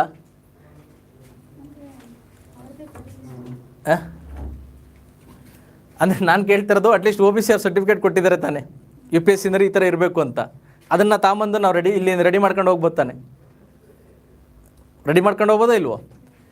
SC ಸರ್ಟಿಫಿಕೇಟು ಇಂಗ್ಲೀಷಲ್ಲಿರುತ್ತೆ, ಕನ್ನಡದಲ್ಲಿರುತ್ತೆ. ಇಂಗ್ಲೀಷಲ್ಲಿರೋದನ್ನ UPSC ಒಪ್ಕೊಳುತ್ತೋ ಇಲ್ವೋ? ಕೊಟ್ಟಿರೋದು ಯಾರು? State government. ಸರಿನಾ? ಈಗ ನಮ್ಮ ವಿಲಾಸ್ ಸರ್ ಇದ್ದಾರೆ, ವಿಲಾಸ್ ಸರ್ ಓದಿರೋದು ಮಹಾರಾಷ್ಟ್ರದಲ್ಲಿ, ಅವ್ರದ್ದು ಸರ್ಟಿಫಿಕೇಟ್ ಇರೋದು 10th ಸರ್ಟಿಫಿಕೇಟ್ ಅಲ್ಲಿ. ಅವರು ಇಂಜಿನಿಯರಿಂಗ್ ಮಾಡಿರೋದು ಕರ್ನಾಟಕದಲ್ಲಿ. ಸರಿನಾ? ಅವ್ರು ಅಲ್ಲಿರೋಂಥ ಸರ್ಟಿಫಿಕೇಟ್ ಅವ್ರು ಓದಿರೋದು ಮರಾಠಿ ಮತ್ತು ಹಿಂದಿ ಮೀಡಿಯಮಲ್ಲಿ. ಇಲ್ಲಿ ಬಂದು ಅವ್ರು ಓದ್ತಾ ಇರೋಂಥ, ಅಥವಾ ಮರಾಠಿ ಮೀಡಿಯಮಲ್ಲಿ ಓದಿರೋದು, ಇಲ್ಲಿ ಬಂದು ಓದ್ತಾ ಇರೋಂಥದ್ದು ಕನ್ನಡ, ಅಥವಾ ಮತ್ತು ಇವರು UPSC ಎಕ್ಸಾಮ್ ಬರೀತಾ ಇರೋದು ಕನ್ನಡ ಮೀಡಿಯಮಲ್ಲಿ. ಇವೆಲ್ಲ ಹೆಂಗೆ ಸಾಧ್ಯ? Full faith will be given to the acts, records and the judicial proceedings of each and every state and the center. ಮಹಾರಾಷ್ಟ್ರದಲ್ಲಿರೋಂಥ ಸರ್ಟಿಫಿಕೇಟ್ನ ನೀವೇನಾದ್ರೂ ಡಿಗ್ರಿ ಸರ್ಟಿಫಿಕೇಟ್ನ ಈಗ VTU ಇದೆ, ಇಂಜಿನಿಯರಿಂಗ್ ಸರ್ಟಿಫಿಕೇಟು ಇದಿರೋದು ಕರ್ನಾಟಕದಲ್ಲಿ, ಅದನ್ನ ನೀವು ತಗೊಂಡೋಗ್ಬಿಟ್ಟು ಡೆಲ್ಲಿನಲ್ಲಿರೋಂಥ ಕಂಪ್ನಿಗೆ ಕೊಟ್ಟರೆ ಒಪ್ಕೊಳೋದಿಲ್ವೋ? ಒಪ್ಕೊಂತಾರೆ ತಾನೆ. ಸರಿನಾ? That is what we call full faith and credit. ಈಗ ನಿಮಗೊಂದು ಯಾವುದೊಂದು ಜುಡಿಷಿಯಲ್ ಪ್ರೊಸೀಡಿಂಗ್ ಇದೆ, ಆ ಪ್ರೊಸೀಡಿಂಗ್ ಯಾವುದು ಅಂತಂದರೆ, ಕರ್ನಾಟಕ ಹೈಕೋರ್ಟ್ ಒಂದು ಸ್ಟೇಟ್ಮೆಂಟ್ನ ಕೊಟ್ಟಿತು. ನೆನ್ನೆ ನಾನು ನಿಮ್ಗೆ ಹೇಳಿದೆ ಏನಂತಂದರೆ, ಕಾಂಪ್ರಮೈಸ್ ಆಗಬೇಕಾದ್ರೆ ಲೋಕ ಅದಾಲತ್ತಲ್ಲಿ ಇಬ್ಬರು ಇರಬೇಕು ಅಂತ. ಒಬ್ಬರಿದ್ದಾಗ ಕಾಂಪ್ರಮೈಸ್ ಮಾಡಿದರೆ ವೇಸ್ಟ್, ಅದು ಇಬ್ಬರು ಇದ್ದರೆ ಮಾತ್ರ ಅದು ವ್ಯಾಲಿಡ್ ಅಂತ. ಈ ಸ್ಟೇಟ್ಮೆಂಟು ಅಥವಾ ಈ ಒಂದು ಜಡ್ಜ್ಮೆಂಟು, ಈ ಪ್ರೊಸೀಡಿಂಗ್ಸು ಕೊಟ್ಬಿಟ್ಟೈತೆ. ಯಾವುದು? ಕರ್ನಾಟಕ ಹೈಕೋರ್ಟು. ಇದನ್ನು ಬೇರೆ ರಾಜ್ಯದಲ್ಲಿರೋಂಥ ಲೋಕ ಅದಾಲತ್ ಅಥವಾ ಹೈಕೋರ್ಟ್ ಬಳಸ್ಕೊಳೋದಿಲ್ವೋ as an example or as an standard ಬಳಸ್ಕೊಂತೇವೆ ತಾನೆ. So that is what we call full faith and the credit to be given throughout the territory of India to the public acts, records and the judicial proceedings of the center and every state. Aitra, this is how coordination between the center and the state and the coordination between the state and state will improve. ಅರ್ಥ ಆಯ್ತಾ? ಇದು ಬನ್ನಿ ಮುಂದಕ್ಕೆ.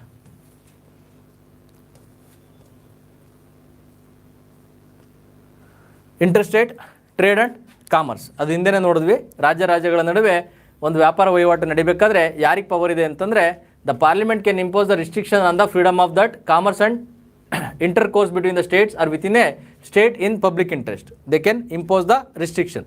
State ಕೂಡ restrict ಮಾಡ್ಬೋದು, ಆದರೆ state ಮಾಡ್ಬೇಕಾದ್ರೆ ಏನು ಮಾಡಬೇಕು? They have to get the permission from the president, ಸರಿನಾ? But when it comes to the parliament it can restrict ಯಾವುದರ ಒಂದು ರಾಜ್ಯಗಳ ನಡುವೆ. ಈಗ ಕರ್ನಾಟಕ ಮತ್ತು ತಮಿಳುನಾಡು ನಡುವೆ ಏನೋ ಒಂದು ಕಳ್ಳ ಸಾಗಾಣಿಕೆ ಆಗ್ತಾ ಇದೆ ಅಂತಂದರೆ ರಿಸ್ಟ್ರಿಕ್ಟ್ ಮಾಡೋಂಥ ಕೆಪಾಸಿಟಿ ಯಾರಿಗಿದೆ? ಪಾರ್ಲಿಮೆಂಟ್ಗಿದೆ, ಸರಿನಾ? Parliament can impose a restriction on the freedom of the trade, commerce and intercourse between the States within A state in public interest, but the parliament cannot give the preference to one state over the other or discriminate between the state except in the case of scarcity of the goods in part of India. ಸರಿನಾ? ಇದು ಈ ಕಂಡೀಷನ್ನ ಕರೆಕ್ಟಾಗಿ ನೋಡ್ಕೊಳ್ಳಿ. Parliament ಯಾವಾಗ ಮಾಡ್ಬೋದು, state ಯಾವಾಗ ಮಾಡ್ಬೋದು ಅಂತ. ಪಾರ್ಲಿಮೆಂಟ್ಗೆ ಪ್ರೆಸಿಡೆಂಟ್ ಪ್ರೇಯರ್ ಪರ್ಮಿಷನ್ನು ತಗೋಬೇಕು ಅನ್ನೋ ಒಂದು ಅವಶ್ಯಕತೆ ಏನಿಲ್ಲ. But when it will be introduced in the state legislature it should get the permission from the president.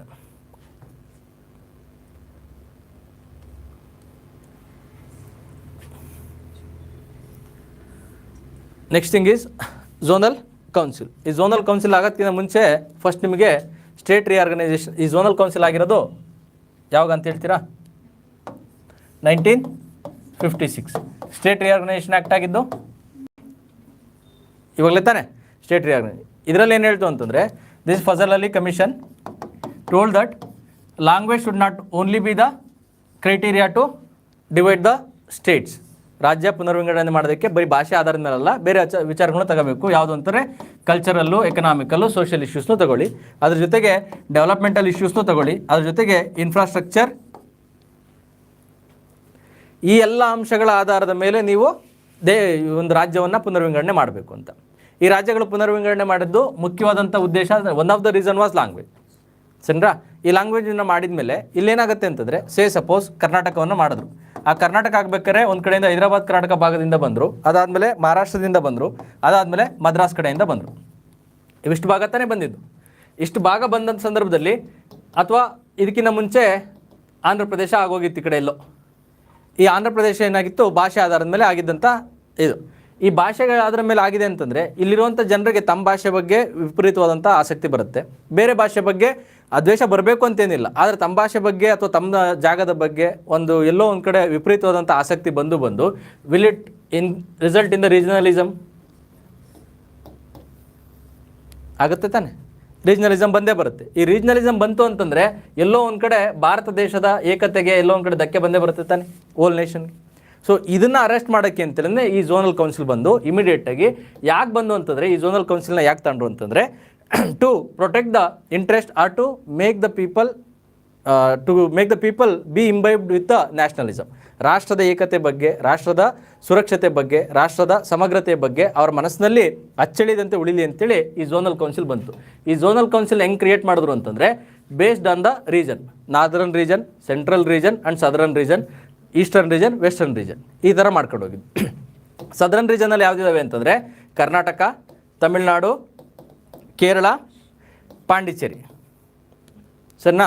Andhra Pradesh, Telangana, ಇವಿಷ್ಟಿದೆ. ನೀವು ಕರ್ನಾಟಕನೇ ಚೆಕ್ ಮಾಡಿ, ಇಲ್ಲಿಂದ ಹೈದರಾಬಾದ್ ಕರ್ನಾಟಕದಿಂದ ಬಂದಿದ್ದಾರೆ, ಅಂದರೆ ಆಂಧ್ರ ಪ್ರದೇಶದಿಂದ ಬಂದರು, ಮಹಾರಾಷ್ಟ್ರದಿಂದ ಬಂದಿದ್ದಾರೆ, ಮತ್ತು ಮದ್ರಾಸಿಂದ ಬಂದಿದ್ದಾರೆ. ಈಗ ಇಲ್ಲಿರೋಂಥ ಝೋನಲ್ ಕೌನ್ಸಿಲ್ನ ಚೆಕ್ ಮಾಡಿ, ಯಾರ್ಯಾರು ಇದ್ದಾರೆ ಇದರೊಳಗಡೆ? ತಮಿಳ್ನಾಡು ಐತೆ, ತೆಲಂಗಾಣ ಐತೆ, ಆಂಧ್ರ ಪ್ರದೇಶ ಐತೆ, ಕೇರಳ ಐತೆ, ಎಲ್ಲರೂ ಸೇರ್ಕೊಂಡಿದ್ದಾರೆ ತಾನೆ. ಸೊ ಇವರೆಲ್ಲರೂ ಒಟ್ಟಿಗೆ ಸೇರಿದ್ದಾರೆ ಅಂತಂದರೆ ಅವ್ರ ಮುಂಚೆ ಇದ್ದಂಥ ಎಮೋಷ್ನಲ್ ಬಾಂಡಿಂಗ್ ಏನಿದೆಯಲ್ಲ, ಆ ಬಾಂಡಿಂಗ್ ಹಂಗೆ ಉಳಿಯುತ್ತಾ? So they will be in a position to, ಅವ್ರಿಗೇನಿತ್ತಲ್ಲ ಕಷ್ಟ ಸುಖ ಅವ್ರಿಗೆ ಸ್ಪಂದಿಸೋದಕ್ಕೆ ಎಲ್ಲರೂ ಒಟ್ಟಿಗೆ ಸೇರಿದ್ರೆ. ಈಗ ನೋಡಿ, ಕರ್ನಾಟಕದಲ್ಲಿರುವಂತಹ ಆಂಧ್ರ ಅಥವಾ ಭಾಷೆಯನ್ನು ಮಾತನಾಡುವಂಥ ಜನ ಏನಿದಾರಲ್ಲ, they have the highest affinity towards Andhra Pradesh. And the people who are residing in Andhra Pradesh who speaks Kannada, they will be having the affinity towards Karnataka. ಈಗ ನಾವು ಏಕಾಏಕಿ ಅವ್ರನ್ನ ಆಂಧ್ರ ಪ್ರದೇಶಕ್ಕೆ ಬಿಟ್ಕೊಟ್ಬಿಟ್ಟು ಬರೀ ಇವ್ರನ್ನ ತೆಲುಗು ಮಾತಾಡೋಣ ಅಥವಾ ಕರ್ನಾಟಕ ಹತ್ರ ಏನಂತ ಅಂದರೆ ಕಷ್ಟ ಆಗುತ್ತೆ ತಾನೆ ಅವ್ರಿಗೆಲ್ಲ ಒಂದು ಕಡೆ. So to protect the interest of these people and to promote nationalism among them instead of the regionalism, zonal council came into picture. ಯಾವುದರ ಆಧಾರದ ಮೇಲೆ? 1956. ಇದರ ಅರ್ಥ ಏನು? zonal councils are statutory bodies or constitutional bodies? Statutory bodies. ಇದು ಸಹ UPSC ನಲ್ಲಿರೋಂಥ question. ಯಾವುದು ಲಾ parliament ಮಾಡಿರೋಂಥ ಲಾ ಆಧಾರದ ಮೇಲೆ ಬರ್ತಾವಲ್ಲ ಅವನ್ನೆಲ್ಲ ನಾವು ಸ್ಟ್ಯಾಟ್ಯೂಟರಿ ಬಾಡಿ ಅಂತೀವಿ. ಹಿಂದೆ ನಾವು ಹೇಳಿದ್ವಲ್ಲ ಅದು ನೇಚರಾ, ಅಂದರೆ ಇದು ಕೆಲಸ ಮಾಡೋ ಅಡ್ವೈಸರಿನೇ, ಇವೆಲ್ಲ ಅಡ್ವೈಸರಿನೇ. ಅರ್ಥ ಆಯ್ತಲ್ಲ? ಝೋನಲ್ ಕೌನ್ಸಿಲ್ ಯಾಕೆ ಬಂತು ಅಂತ, ಎಲ್ಲಿಂದಲೇ ಬಂತು ಅಂತಂದರೆ ಸ್ಟೇಟ್ ರಿಆರ್ಗನೈಸೇಷನ್ ಆ್ಯಕ್ಟ್. ಯಾಕೆ ಬಂತು ಅಂತಂದರೆ ಇದು to protect to prevent regionalism. The zonal councils are the statutory body, not the constitutional body, are established by an act of the parliament, that is State Reorganization Act. The act divided the country into the 5 zones, northern, central. ಇವೆಲ್ಲ council ಇದೇ ರೀತಿಯಾಗಿ ಮಾಡಿದ್ದಾರೆ. ನಂತರದಲ್ಲಿ ಯಾರಿರ್ತಾರೆ ಇದರಲ್ಲಿ ಅಂತಂದರೆ ಇದನ್ನು ಕರೆಕ್ಟಾಗಿ ನೋಡ್ಕೊಳ್ಳಿ. Each zonal council consists of the following members: 2 other minister from each state in the zone and administrator of the each union territory in the zone. ಇಲ್ಲಿ 2 ಎಕ್ಸ್ಟ್ರಾ ಮಿನಿಸ್ಟರ್ಸ್ ಇದ್ದಾರೆ, ಅಡ್ಮಿನಿಸ್ಟ್ರೇಟರ್ಸ್ ಇದ್ದಾರೆ, ಮತ್ತು CMಗಳಿದ್ದಾರೆ ಆ ಝೋನಲ್ಲಿರೋ ಅಂಥದ್ದು. ಕರ್ನಾಟಕದ ಈ ಸದರನ್ ಝೋನಲ್ಲಿ ಎಷ್ಟು ರಾಜ್ಯಗಳಿದೆ? 5 ರಾಜ್ಯ, 1 ಕೇಂದ್ರಾಡಳಿತ ಪ್ರದೇಶ ಐತೆ. ಅದರಲ್ಲಿ ಅವರಷ್ಟೇ ಅಲ್ದಲೇ ಇನ್ನಿಷ್ಟು ಕೆಲವು ಜನ ಅಫಿಷಿಯಲ್ಸ್ನ ಹಾಕಂತಾರೆ. ಅಫಿಷಿಯಲ್ಸ್ ಯಾರು ಅಂತಂದರೆ A person nominated by the planning commission, ಅದಿಲ್ಲ ಇವಾಗ ಬಿಟ್ಟಿದ್ದಾರೆ. ಎರಡನೇ ನೋಡಿ, chief secretary of the government of each state in the zone and the development commissioner of the each state in the zone. ಒಬ್ಬರು ಕಮಿಷನರ್ ಇರಬೇಕು, ಇನ್ನೊಬ್ಬರು chief secretary from that particular state. ಕರೆಕ್ಟಾ? ಇದು the home minister of the central government is the common chairman of the 5 zonal councils. ಈ chief minister acts as a vice chairman of the council by rotation, holding the office for a period of 1 year at a time. ಅಂದರೆ vice ಚೇರ್ಮನ್ನು fix, ಯಾರು? Home ಮಿನಿಸ್ಟ್ರು. ಇನ್ನು ಮಿಕ್ಕಿರೋಂತಹ ಹುದ್ದೆ vice chairman. ಆ vice chairman ಹುದ್ದೆ ವರ್ಷಕ್ಕೊಂದ್ಸರಿ ರೊಟೇಟ್ ಆಗ್ತಾ ಇರುತ್ತೆ. ವರ್ಷ ಕರ್ನಾಟಕದಲ್ಲಿದ್ದರೆ ನೆಕ್ಸ್ಟ್ ಇಯರ್ಗೆ ತಮಿಳ್ನಾಡು ಅಥವಾ ಬೇರೆ ಯಾರಿಗಾರು ಹೋಗ್ತಾ ಇರುತ್ತೆ. ಸೊ ಒಬ್ರಿಗೊಬ್ರು ಆದಮೇಲೆ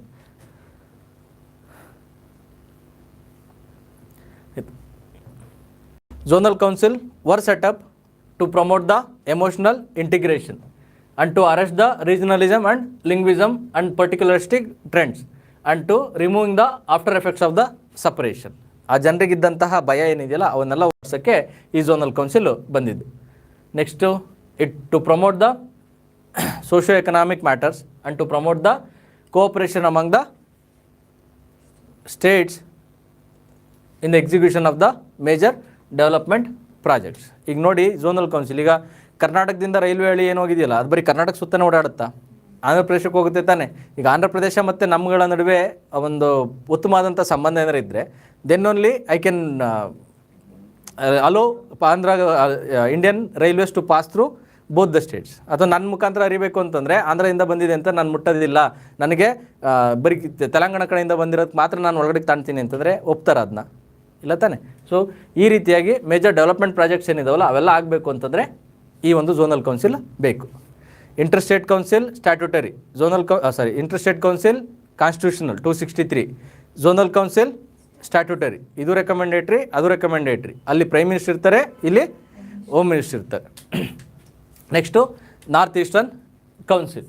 In addition to the above zonal council, North Eastern Council was created by a separate act of parliament. Then it is a statutory body. Its members are 7 sister states plus Sikkim. North Eastern states idavalla 7 ರಾಜ್ಯಗಳು, ಅದರ ಜೊತೆಗೆ ಸಿಕ್ಕಿಂ ಇದೆ. Its functions are similar to those of the zonal council but with few additions. It has to formulate the unified and coordinated regional plan covering the matters of the common importance. It has to review from time to time the measures taken by the member states for maintenance of security and public order in the region.